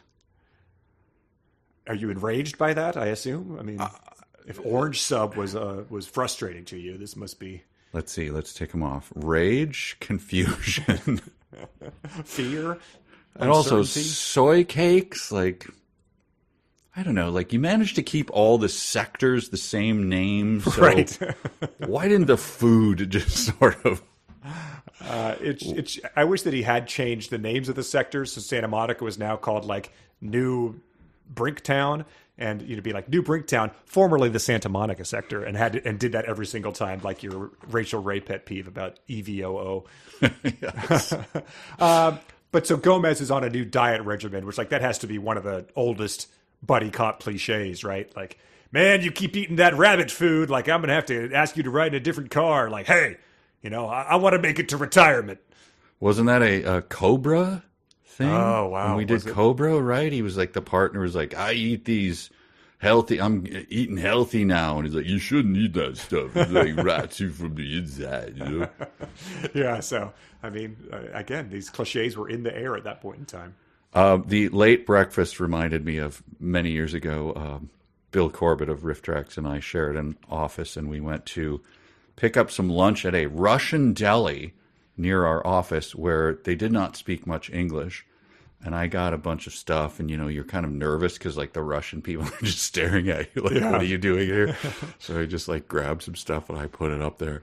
And the woman says nothing, and she stares at it with blank, dead eyes, and then she goes, big lunch. That was the only word she spoke. And then she rang it up and, like, handed it to me with dead, hooded eyes. Is it? I don't know. I'm going to go plow the fields now, so I don't know. Wow. Big lunch. That sounds like a quip from an 80s when he shoots a guy and he falls face down into his soy cakes. Yes. Late breakfast. So they catch up. I mean, here's a sentence for you. Once again came a loud matronly voice from out of the half-dozen Vox boxes hanging up under the low neo-wood ceiling of the small seaside diner. Let us welcome you to Mom's, one of 864 friendly, home-like eating establishments in greater Los Angeles. That's another, I mean, I don't know how familiar you are with Futurama, but Mom's was there like the evil conglomerate. Oh, that yeah, did she was. everything. Yeah, that's right. Yeah. There's someone else wrote in that there might be like other just weird, like, they must have been fans. I don't know. There's a few coincidences. And then she goes on, Mom, today's special is soy cakes and pro sub with Suda spuds On the side. on the side. What is that? So, I mean, if Suda? what was it? Protein substitute and then like pseudo spuds, I'm guessing. Oh, Like pseudo fake, spuds. Fake, I mean, it doesn't Sounds say like that, but like Soba noodle spuds? Suda spuds is how it's Suda spuds? Okay. we get the sentence, Gomez forked up another bite of pro sub, which in any other book would be just a runaway dumb sentence, but the field is so stacked here that I don't think anyone even submitted it. So they're speculating on this guy, and he says, who's the murdered guy? Dwight, right? Dwight Grossman. Dwight Grossman. Okay. Meaning he may have been annoying and bedeviling other ladies besides Kay Norwood. I think everybody knows. I've been married for a lot of years, but before I was married, boy, was I bedeviling those ladies. Wow. You were Rudolph Valentino? Like, Ooh, he's bedeviling me. Bedeviling? so do you imagine that Goulart just has, old-timey stuff in his house, like a monocle type of thing? Like, is he that kind of guy? Like, Well, does he imply that he says in the thing, like he's banging this out on an old Underwood typewriter, right? oh, man. Like bleeding his own blood into the, into the keys. If that's the kind of guy you are, and then this is what you're cranking out, it just seems so, like, it seems so weirdly, like, anachronistic. Did he do other things, or is it just like, I hate when you go to see Shakespeare or something, and like, Macbeth comes out and he's Donald Trump or something, and like, God, just It makes you just think. give me I mean, the stuff, like the language.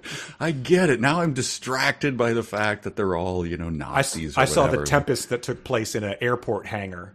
Not the Tempest, the 12th Night. So the shipwreck was an airplane crash. So that, It's just like, just the language is fine. I'll just convey the language to me.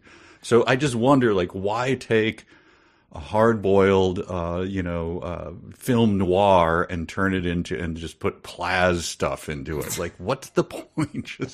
Just give me the stuff if you can do it. I don't think he can, but whatever. Especially then when you have things like this too. They're talking about Casey. She's volunteered her services to save her pop. She happens to be working for Bracken just now.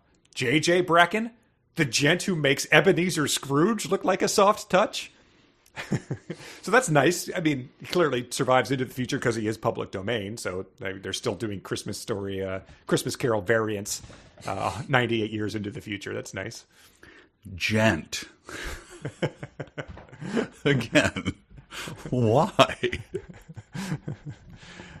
I don't know. They should have. I mean, what's going to be in the public domain by now? Harry Potter will be, right? I mean, they can be just like, oh yeah, that new movie where Harry Potter's a serial killer that came out. Like, that sort of stuff is getting tiresome. There's been like 8 of these this year alone. There is no more, right? PD in the future. I think you own your own stuff in perpetuity throughout the universe. Oh wow, really? Yeah, I think it was only the old-timey stuff can come out of it because those were the old laws. I believe anything new, you automatically own it for the rest of eternity. Wow. So J.K. Rowling's deadbeat, great-great-grandnephew is just going to be like, yep, that's why I own one of the Hawaiian Islands now. It's because the law got passed, so I never have to relinquish this copyright. Yep, a chubby guy with the... He's going to be sitting, a husky man sitting on his couch, smoking and eating a pro sub or whatever. Yep, that's the heir to the How I Met Your Mother fortune. Anything else in that chapter? No, that's it. Yeah. Chapter 8, sort of another veers off to a character that I didn't think we had met before, but I think he was in the meeting with the Karen, the Asian woman, and the Anselmo, the new boss. Leo Anson. He's one of the goons? No. This was the meeting where where Karen was like calling things up on the split screen. Okay. Yeah, I did not know who Leo Anson was. Okay, yeah. I'm happy to learn that Sherman Oaks sector is still around. That was good to know.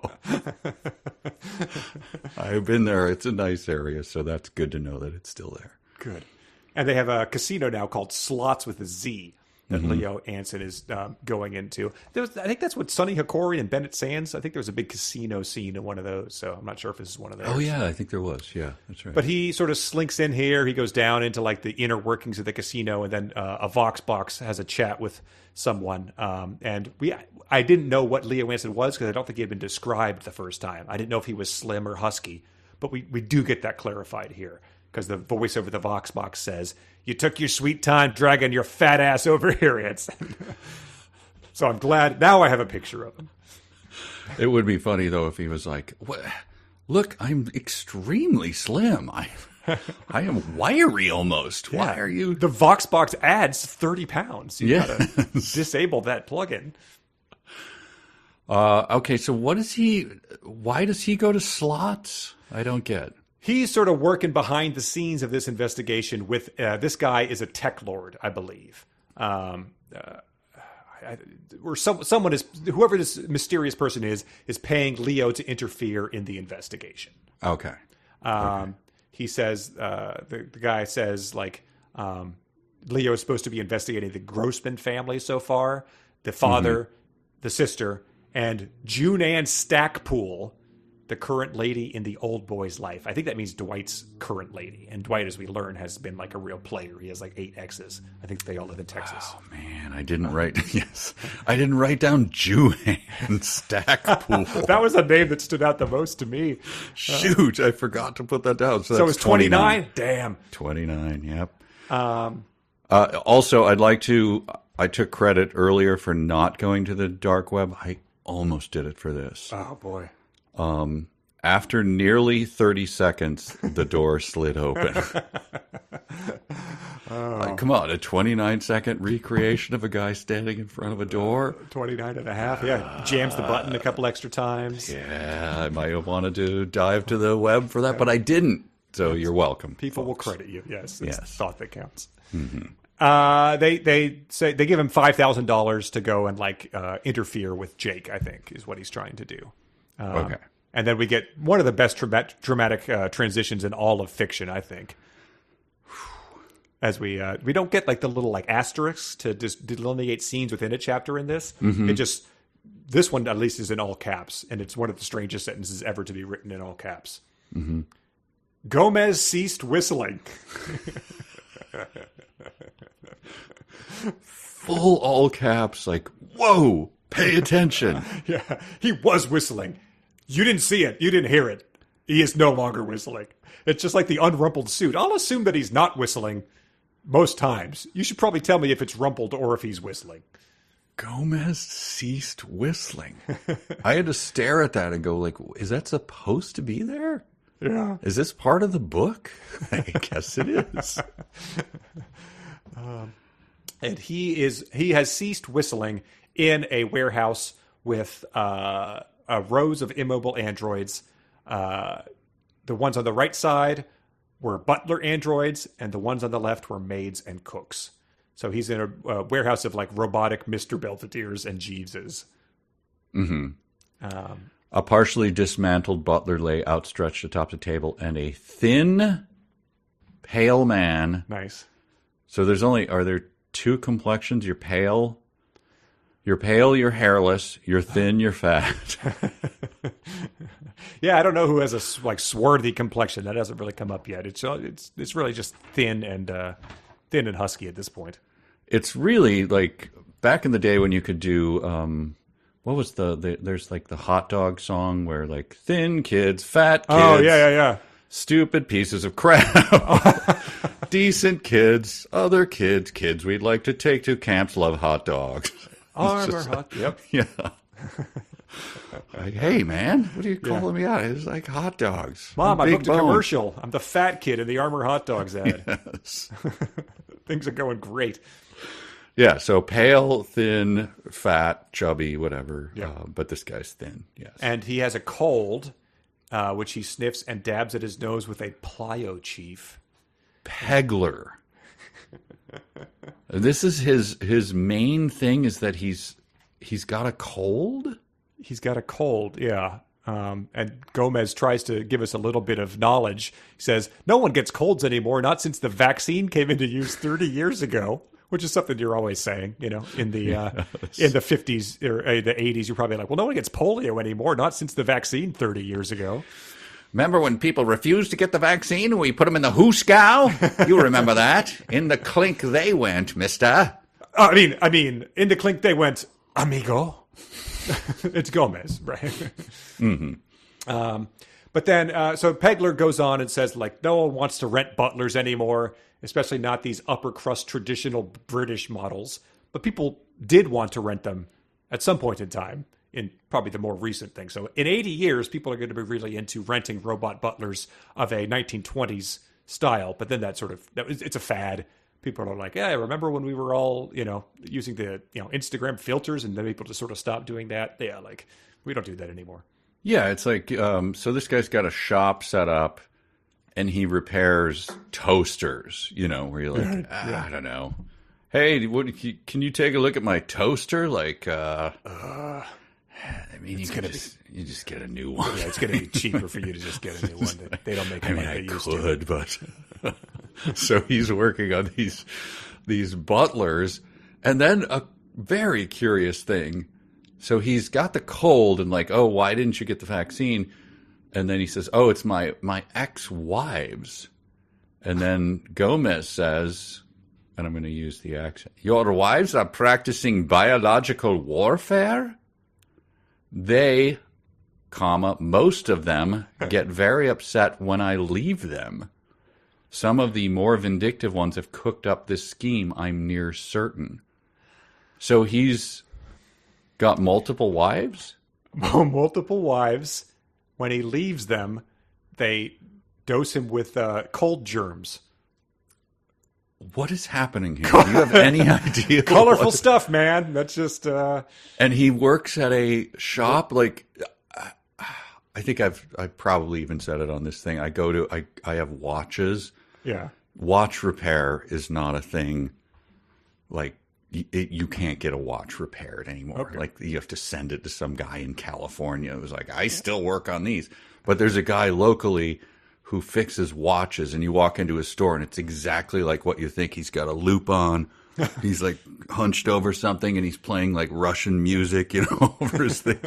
You sit down. I'll be with you in a minute, Big watch. Big watch. And there's just like yellowed signs. It's like the DMV in there. Yeah. Anyway, and then you pay him and he's like, no credit cards, cash only, that kind of a thing. Yeah, right. So is that what this is like? What am I supposed to see? And then if he started going like, hey, good to see you, man. Can you take a look at this? Like, I'm sorry, I'm sick. All of my wives keep hitting me with all these biological infestations, so keep your distance. I'd be like, all right, take it easy, man. Yeah, you can keep the watch. I'm out of here. Do not care about Dwight Grossman's murder that much. This is very strange. He even adds, he says, no one wants to rent butlers. We still get a few calls for the French maids, but mostly from people who want them for immoral purposes. So he's like, hosing out the French maids after, perverts of the future rent them out. So yeah, maybe that was Wade Watts's, that was how he got his doll when he moved into that place. Yes. What was the term about? I think it was lubed up sex doll. Okay. Humping a lubed up sex doll. Okay. All right. And this ends with, the Pegler saying, you better try someone else. But me, I can't. Oh, shit! Gomez turned and saw two large butlers, each carrying a laser gun, striding in his direction. Which, as far as sentence chapters end, that's, unpredictable. Would have been a good fanfic if we had not already read it in this section. Two large butlers. So that's probably more of the Mr. Belvedere type than the Jeeves. You got your husky butler and your slim butler. Oh, true. Yeah, the husky butler sat on his own balls. Why did they make my balls so sittable? I'm a robot. Why did they make them feel pain? There was no reason. All right, chapter 9. Yes, okay. We get back to the large, pale man with no hair.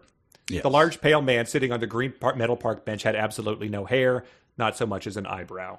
He also has a thin smile which touches his colorless lips. So again, an attractive, probably good-natured person is what I'm taking away.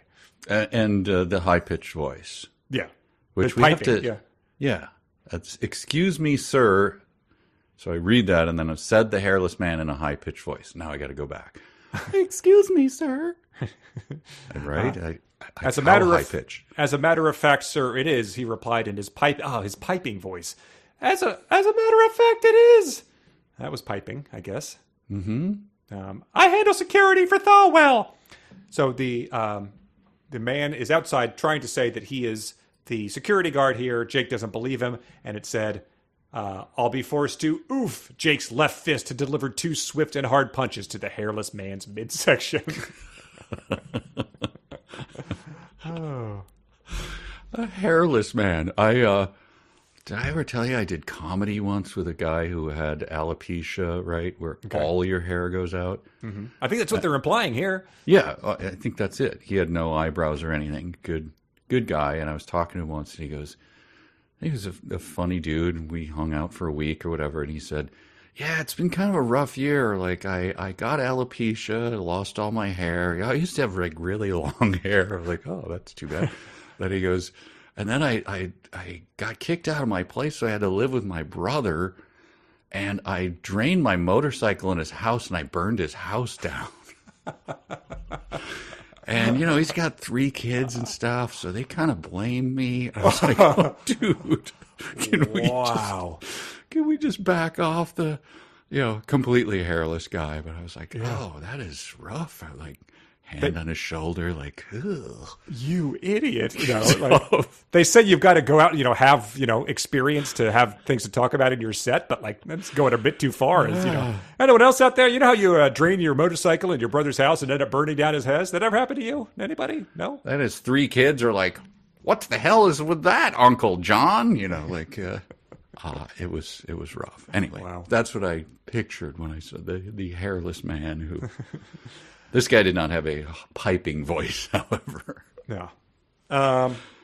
They do say, like, do not we don't have security guards. Like that guy was fake. Like so and when he goes back outside, the guy's not there. So he regained consciousness and slunk off to his eyebrow clinic or whatever. Right. Yeah. And then boy, we get another 80s stereotype. Oh, which one? The Cosmos out Edmund Fleniker. Oh God! This whole bit. A short, chunky gag? man. Ooh, with Maggie. Maggie is his, I think, receptionist. Yes, she is. I believe slim and black. Yes, I'm not seeing slim, but she is a black woman. Okay, I'm sorry. I thought she was slim. So it's likely, but she has got his lunch order wrong, or the restaurant has. He had ordered a curried soy loaf. On Siberian plowboy black bread. Oh. Which I think is what I got when I went to that Russian deli. Probably, yeah. And she said, big lunch. You like black bread, yes. Good plowboy. Black bread. So this is just here's the thing. You have to imagine the guy with one of those like balls on his desk where you do one and it knocks the other ones. Yeah. It's curried lentil loaf if it's anything. I have a highly overpaid executive secretary, Maggie darling, so that when I send out for a curried soy loaf sandwich on Siberian plowboy black bread, that is what it is brought back to. Mother of God, this isn't even Siberian plowboy black bread. When he slapped the plate back onto the desktop, the sandwich hopped twice. Your scenes of humor are going to be few and far between here, so I think that you either embrace them or you don't here. Well, then, so I'm thinking, okay, that's over. I don't like it, but at least it's over, that moment of humor. And then, she's at the filing her nails like this. Fire me and pay me that huge severance bonus, suggested Maggie Sleet, crossing her legs. Okay, it's going on. All right. Sure. Yep. Hunkering down in his chair, the president said, there are no avocado chips either. Jeez, are we still doing this? Stop this. And it goes on. You already ate them. The bottom of the page, it's still going on.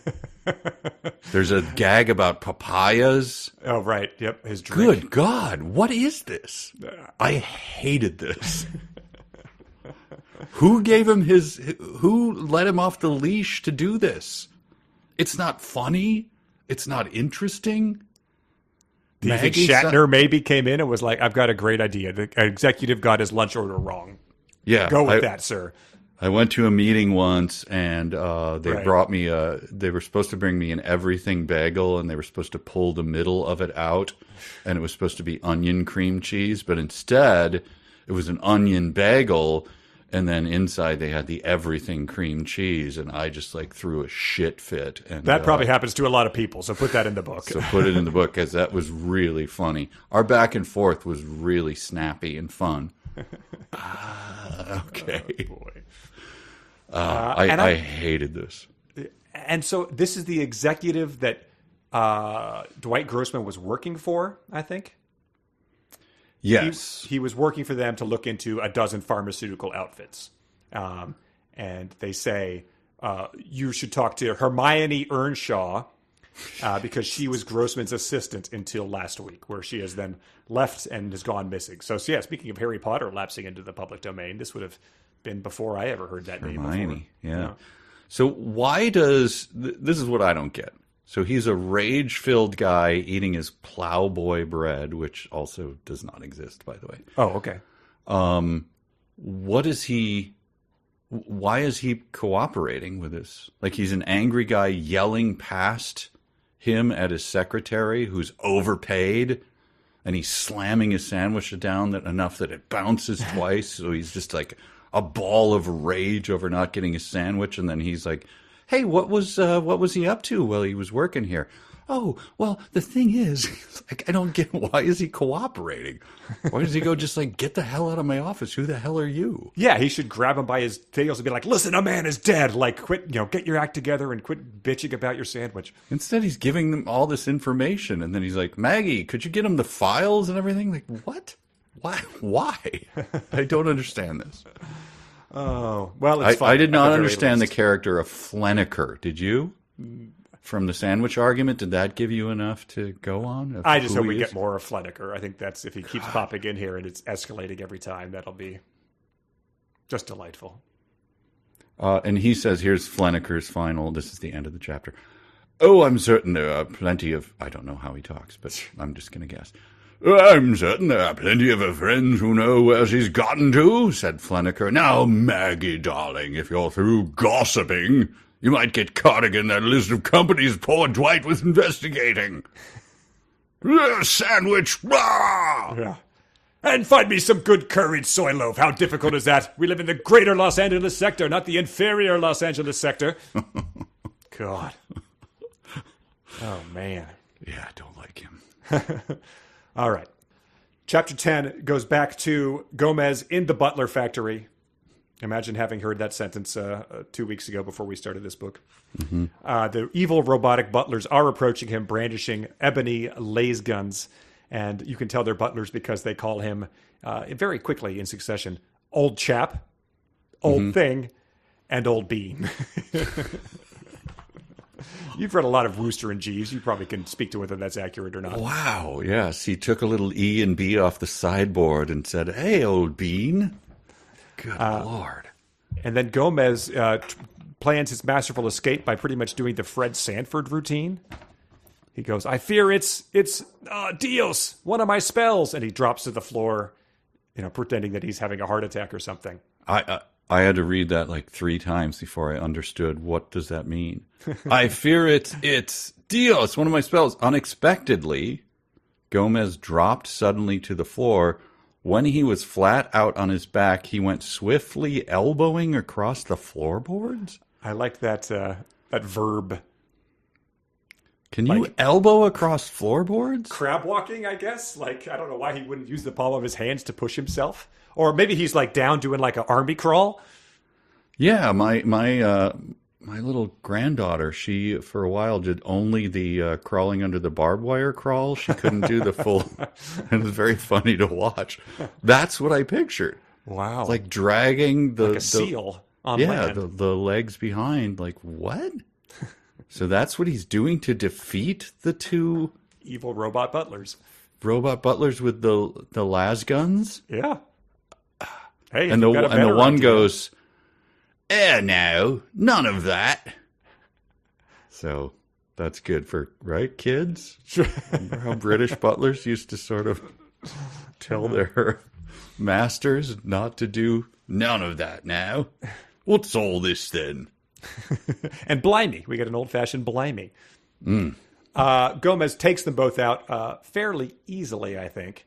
And then he grabs Pegler by the collar. He's like, all right, look, why'd you set me up, Pegler? Why'd you set me up?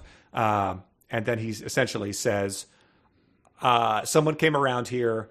They told me that you were going to be snooping into whoever is able to analyze or fix video screen footage. So if there's someone who can generate fake video footage, you were going to be coming to them and seeing if they had done it. So they told me to take you out, but they weren't going to hurt you. They were only going to scare you off. There's no evidence of that, right? I mean, they were shooting las guns at him. Who knows? They seem to be very deadly. And then he calls him, I swear I have absolutely no, and then M-, usually pendejo.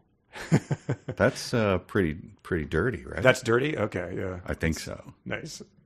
I did look up to it. What's your over and under on M dashes in this book?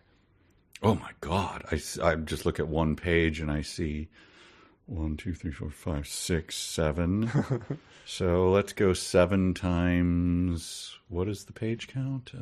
Document 165. All right, 7 times 165. I don't know what that is. The answer is 444. Oh, okay. Which is an insane number of M dashes, though. Wow. And then Gomez knocks out Pegler. It cuts to another scene of Jake going to an advertising agency. Oh, yeah. which is up near the high curved ceiling of the immense Ad Village reception area, a huge 6-foot-tall green plasma bottle of Bliss Cola tilted exactly every 21 seconds to send a foamy stream of brownish liquid cascading down 15 feet to splash into the wide oval fountain at the center of the mosaic tile floor. That is a sentence that could have been interrupted by an M-dash, and I would not have objected.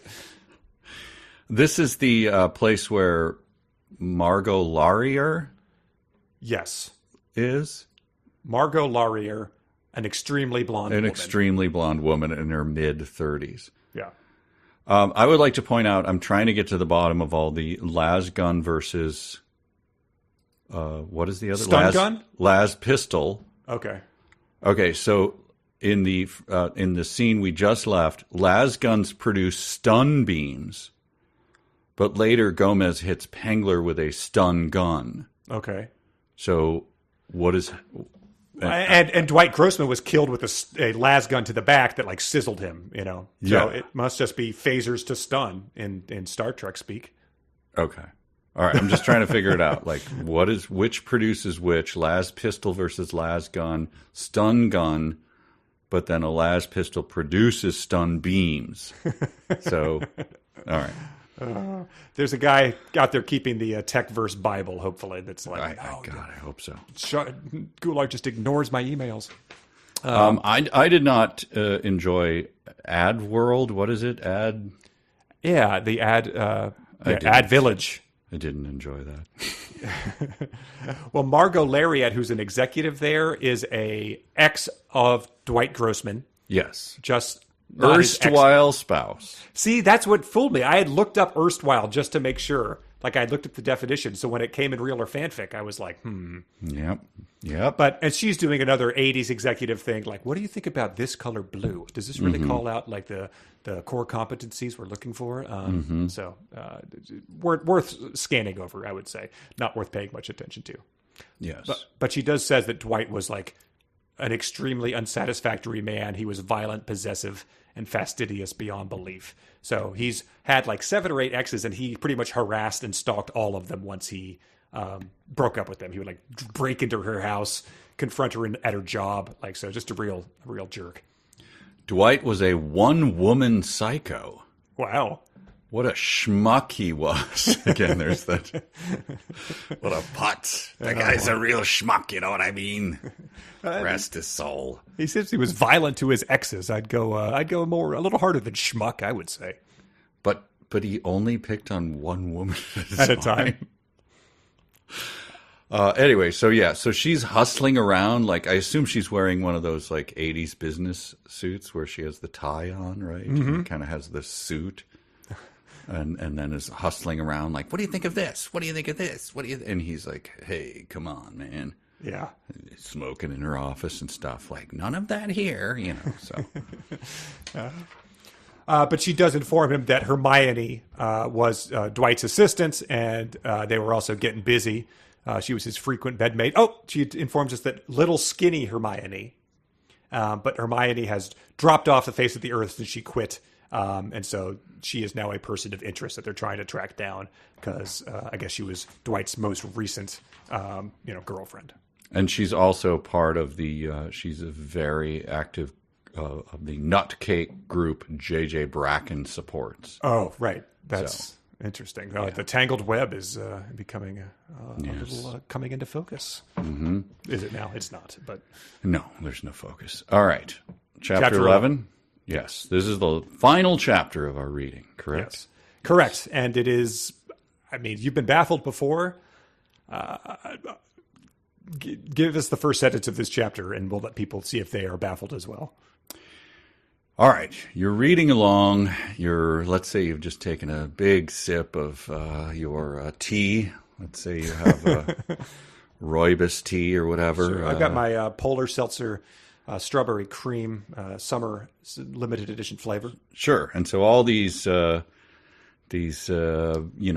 characters are headed into offices, slats across their, angled light across their face, snap brim hats on. Look, what are you doing? What do you think you're doing here?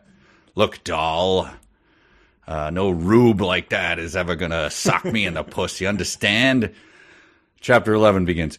Gomez adjusted his big red nose and went, huge yellow shoes flapping, hurrying into the 17th level of a Westwood sector building. Just across the threshold, he set down a sample case that had Buffoon Electronic Toys, Inc. emblazoned on its bright green side.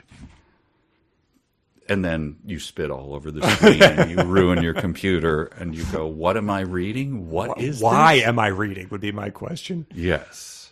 Gomez is dressed as a clown. He is also wearing a frizzy purple wig and I think a bright red bozo nose.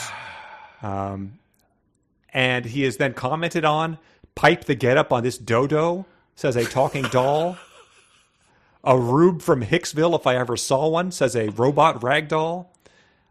So he's who was slumped in a little Plaz rocking chair. Plaz with a Z, though.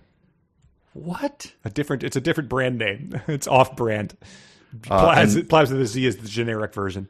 And then my heart thumped a little bit because I thought this was a cowboy monkey, but a 2-foot-high mechanical cowboy whipped off his Stetson. Oh, no, I thought it was Whiplash. You saw whip, you saw cowboy. But it was no. Don't let them impolite bimbos arile ya, pardner, he drawled. What can I do ya fur? What is going on? What is this? He's into Toy Story all of a sudden. He's at some sort of toy shop. I believe he is now dressed as a party clown to avoid any more robot Butler attacks, since he's been alerted that all the other people know he's coming. It is insane. It's like, Fletch or something. But no warning of it. Why don't you just say, like, Gomez thought to, in order to improve his chances of getting in, and so he put on, sighing heavily, he put on a clown costume. I think what the hell is this? Answer to all of these is Ron Goulart thought it was funny, which makes me dread his book about the Marx Brothers, who I do not think are funny, even more.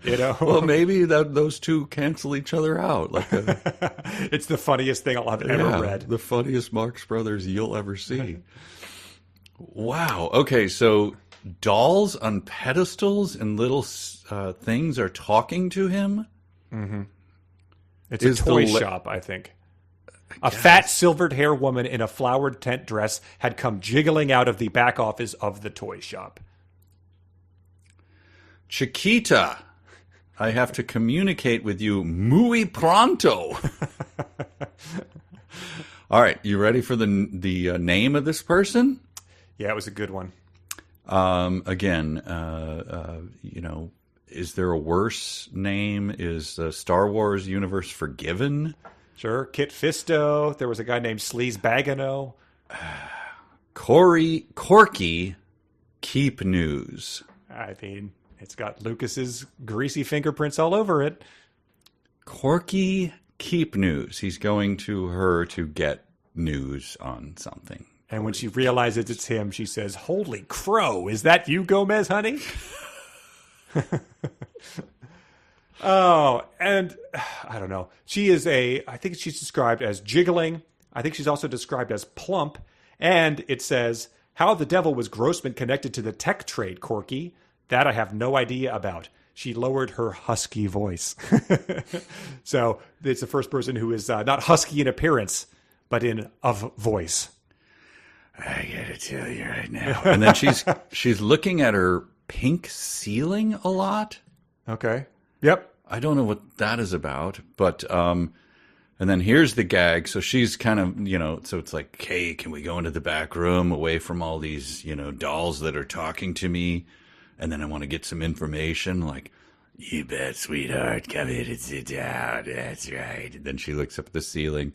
And then she says, "It's not certain, sweet, that they might want you completely and totally dead. Might be they just need to incapacitate you for a good while." Gomez stroked his clown nose. Go to hell. Just go to hell, Goulart. I mean, those things are pretty itchy. Maybe he's trying to, get under it. But he's stroking the nose, not his own nose. his clown nose itches? Or he's just doing the, like, well. I say no. Yeah, it's grim. It's grim business. And I will just say, I do not like Corky Keepnews' husky voice. That made me quite uncomfortable. That was the opposite of ASMR.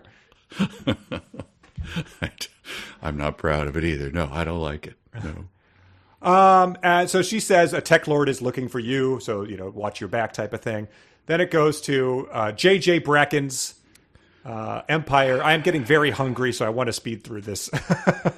Yes, I need understood. lunch. J.J. Bracken brings on a 75-year-old lean, gray-haired woman to interview on his show. My main standout was that he says Dr. Audrey Eisenberg, right? Eisenberg, I believe a Jewish name, but that doesn't bother us cousins, does it? So he's a good guy. I that bothered me heavily. Like, what if? Come on, man. So this guy is an anti-Semitic idiot, but the cousins thing, like, that's what you're gonna focus on. Like, but is it cousins going to bother us that this Jew is sitting up? Like, it's just repulsive. I hate this. And then he says, so then he's sort of, doing the, he's berating his guest, Casey, the daughter of, if you don't know who Casey is at this point in time, it's not going to get any easier. Casey gives him like the dial it down signal on the Ixnay on the UJ, but he ignores her. But the whole thing is they go into some talk. This is a serious issue, Jocko, not something to kid about. The number of useless oldsters in SoCal is increasing at an alarming rate, and unless something, so we get the anti-Semitism, and then we get a little eugenicsy, like let's thin the herd here. Strange, yes. So that's Casey talking to like her sound guy, and then essentially Jake shows up and says, "Hey, there might be something I have that you can help me with, Casey." Yes, he shows up in the booth, and then that's where there's the two. So the booth, so she's probably got the headphones on and is listening and doing the thing. Got a and clipboard, yeah. But there's two robots, and one of them is Jocko, right? Yes. And he's working the control panel. He's doing the like, her voice is a little thin in the midsection. I better amp it up here. Thanks, Jocko. You're doing great work on the soundboard. You've met a bunch of sound guys. Sound guys, are of a type. I hope they replicated that with the sound guy robots, because that would be a hard thing to lose. I like my sound guys. Yes, yeah. I would go and I would stroke my clown nose if I saw one of them working the boards. Okay, so then what does she say? Like, okay, I'll cooperate with you. I got to admit, you're hungry now. I was kind of hungry when I was reading this, so I don't really. I'm hungry, but I also didn't have a lot of notes. Nothing really happens. He just sort of shows up. He's like, yeah, I took out your security people, which he's done a lot now. And she says, Jocko, I'm going out for a bit. And Jocko says, sure, gather rosebuds while you may. And so it does not sound like they replicated the sound guys I know by saying gather rosebuds while you may. They have no. That's not something I picture any sound guy I've ever met saying. So that's a shame. It is. That may be a guy who I went to a party once, and a guy was drinking out of a leather mug. And, a flagon? A flagon, and said, what are you drinking there? He's like, I make my own mead. Nice. So gather your rosebuds while you may, sir. I was like, okay, I do not need to talk to you. My greatest moment with a booth guy. He's not a sound guy, but he's guy who works on one of our live shows. Nice guy, ponytail, as cool as they can be. But he runs the board. He's the director of the live shows, like Cut to Camera 1, Cut to Camera 2. I was doing a little behind the scenes interview with him one time, and I was sort of just like talking about our shows. I don't know him that well, but I was like, so what else do you do when you're not running the Riff Track shows? He's like, oh, I'm the touring manager for Iron Maiden. And I was like, absolutely. This is not a single thing in my admitted and limited experience with you, sir. This does not come as a surprise at all. So, awesome. Not someone saying, go smell the roses while you can. It was someone who literally rocks out to Iron Maiden the other dates of the year. Oh, okay. Right. Well, with that dumb sentence about roses, let's go to our listeners' dumb sentences before my stomach leaps out of my midsection here. Dumb, dumb, dumb, dumb, dumb sentence of the week. Okay, so these are dumb sentences from our listeners, beloved listeners at patreon.com/372 pages. We forgot to plug that when we did the regular fanfic. But we have if you're confused, as we are, we did a recap with Zach Schatzer of Riff Tracks, who has read all the other books of his own volition. And so is going to, was filled us in on some of the details. You can listen to that at Patreon. Yeah, I mean, he did that without us. We would have paid him. Hey, man, do you want to read these? He'd be like, ah. Yeah. But no, he did it on his own. And then, he would Crazy. say a figure that would make us be like, oh, no, we don't have that kind of, he's like, well, that's what it will take to get me to read 8 additional Tech War books. Yes. But no. So, go there and support the podcast. You can hear us. I don't know. We talked to Paul Scheer. We talked to the Encyclopedia Brown. I mentioned earlier has been an ongoing series, and we deeply appreciate, some might even say love, all the people there that support the podcast. Mm-hmm. Mm-hmm. Here are the dumb sentences. Jonathan, it hasn't, answered Anselmo, been found. Amy submitted, noting that it wasn't all caps. Gomez ceased whistling. Bart submitted the one I read to Lauren. Although he nearly got into a fight a little over an hour later, Jake Cardigan woke up a few minutes beyond 7 a.m. feeling neither angry nor apprehensive. He broke it down. He said, although, Bart must be an editor too, although subordinator used to show unexpected results, nearly got, didn't actually happen, and is in the simple past. An hour later, implying the future, which negates the simple past verb just used. And a few minutes later, beyond 7, why the specificity? Feeling neither angry nor apprehensive. Of course not. The near fight hasn't happened yet. Nice. Jackson submitted, I'd like to dedicate this book to Ron Goulart. I think we can all agree. There was no toilet mentioned, but it was pretty dumb. Voluntari submitted, okay, let's pause for comments from the audience. Dan cut in. I think that was during their meeting. No, that was his son saying that. I don't remember the context. Oh, okay. Harrison submitted, then, making up her mind, she leaned forward to call someone else. And he says, that's a hell of a chapter ending. I hope Shatner still feels ecstasy when he puts that final period down. Cameron and Jenny and Jessica all submitted, you're, advised Molly, going to have to change your notions. Oh, God. Nathan submitted, a 2-foot-high mechanical cowboy whipped off his Stetson. He was curious whether it was a regular Stetson or was it a mechanical hat itself. Oh, yeah. We'll have to figure that out. Jeff submitted, not since the vaccine came into use 30 years ago. And that was because he says, he imagined Gomez following up to say, this is exposition to flesh out the setting of the Tech War universe, amigo. Don submitted, your favorite Gomez stroked his clown nose. Good. I'm glad someone else. Ranvig submitted, a slim Japanese woman sitting immediately to the rear of Gomez made an annoyed clucking sound. He wants to hear our interpretation of this, but he also submitted what he said was one of a surprisingly high amount of annoyed clucking videos on YouTube. What? It's chickens. I think it was chickens. Oh, okay. Chicken noise. Thank you. I think it is just a... Ugh. That was your slim Japanese woman doing it? Yeah, I don't know. I mean, I don't know how that would... I mean, if she was husky, would it be different? Like... Can you get any... Are you able to vocalize it all, or is it just the cluck? Could it be like this? You know what I mean? Could you put a little voice That's into very it? annoyed. That's very... No. Oh, well, that's getting a little weird. Yeah. I guess that's not a cluck. Yeah. Sorry. That's someone with their French-made robot. Keith submitted, you people give witch hunting a bad name. Josh submitted, we just installed this dingus and it's supposed to be hot stuff. Maybe that's like the sort of, the guy in the basement, like the techie Q type that helps him with the... Yeah. Yeah, this stuff's hot stuff. You're really going to be able to jack into the... Yeah. Mike submitted, Gomez adjusted his big red nose and went, huge yellow shoes flapping, hurrying into the 17th level of a westward sector building. And he pointed out, he said, I honestly wasn't sure if this is disguise or just how he usually looked. It would be a hell of a thing to bury into the 11th chapter.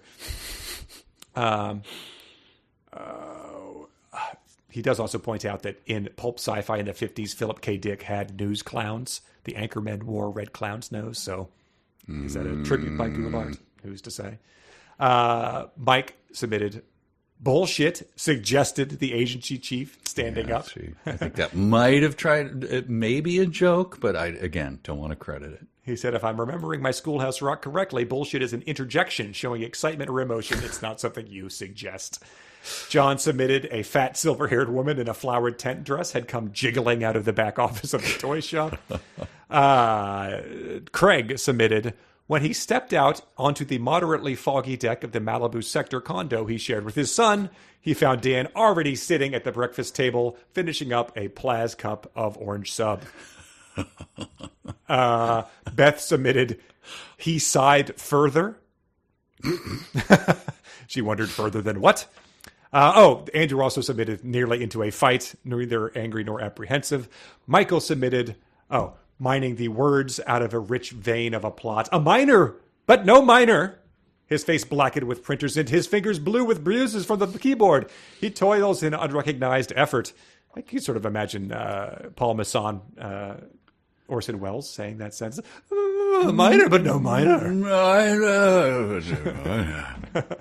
Jojo submitted, I can even draw up a list of lesser assholes I'd prefer.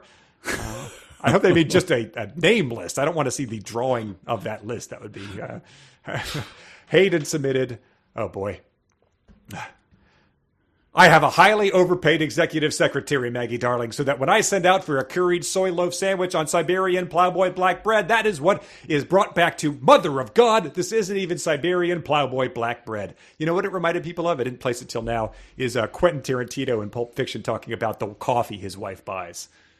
If you just imagine Quentin Tarantino as that guy. With a few more racial slurs thrown into there. And then Jacob submitted, it hasn't answered Anselmo been found. I might have covered that earlier. Janelle submitted, it appears, cousins. This is a hell of a sentence. This is one sentence. We're going to count the commas too. Okay, here we go. This is the Rush Limbaugh guy. It appears, cousins,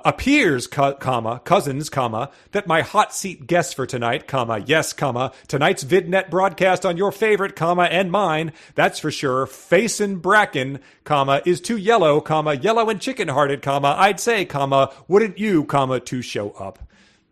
God. He sucks. Jay submitted, it's a cheat, but Jay also went back and read the first 7 books, and I wanted you to hear this. Goulart apparently wanted to explore beyond the Southern California district and northern Mexico, so part of Tek Vengeance is set in Berlin, whereupon somebody thought this was funny. And he knows we've outlawed multiple sentences, but I'm going to allow this because it's amazing. The Cafe Elektrich was off the Marx Engels Platz and next door to the Nazi nostalgia shop. Gomez, whistling quietly, paused to glance in the shop window at a display of stormtrooper trading cards and then to scan a glow poster announcing an upcoming HitlerCon in Hamburg. I don't know how that plays out or if it does, but I guess that's, humor? Wow. Jay also pointed out, I don't know, I can't vouch for the veracity of this, but the stormtroopers were in World War I, not World War II. I don't know. George submitted, but that didn't turn out to be so. And Jan submitted, unexpectedly, Gomez dropped suddenly to the floor. Oh, God. I have only one, and we didn't cover this when he was at when Jake was at the, what is it, the Ad Village. Ad Village. Ad Village reception area. He sat next to a portly gray-haired man who was, I think, reading for parts. He was going out for like a advertisement, a commercial role, and he thought Jake was there too. Stanco Pharmaceuticals, whatever. And he's like, you don't look like, you're going to be good. And he's like, oh, really? He's like, yeah. Here's the quote. I see you in tobacco sub spots, comma, maybe booze and brain stim. Go to hell. I hate this so much. He has some sort of thing where he says, like, you know, he describes him instead of, you know, having it come out. He's like, you're a rugged guy with rugged good looks, but you could stand to, I don't know. A lot of mine got burnt. I marked this one. It's not super dumb, but we didn't talk about it. Jake was moving along a wide path that led through the holographic park to the cluster of cottages that housed Thelwell Brokerage Services. Just get us to where we need to be. Oh, God. All right. All right. Well, we got to the end of it, folks. we got to the end. That was great. It's not good, but it's easy to read. It's kind of fun. It's goofy. I don't know where it's going. We obviously... Is it easy? It can be frustrating at times. But I did enjoy Real Fanfic competition, so I would like to do that again. Well, I'm sure you would, because you're up. But this is a marathon, not a sprint, my friend. Wow, okay. He's So confident. we shall see. Confident. All right, well, up the game, people. You got to fool me, and Mike might train his large language model on this to better understand the writings of Ron Goulart. Hang on while I turn on my AI. Okay. Thanks everybody. everyone. Thank you, So long. Patreon. See you next Tech Time.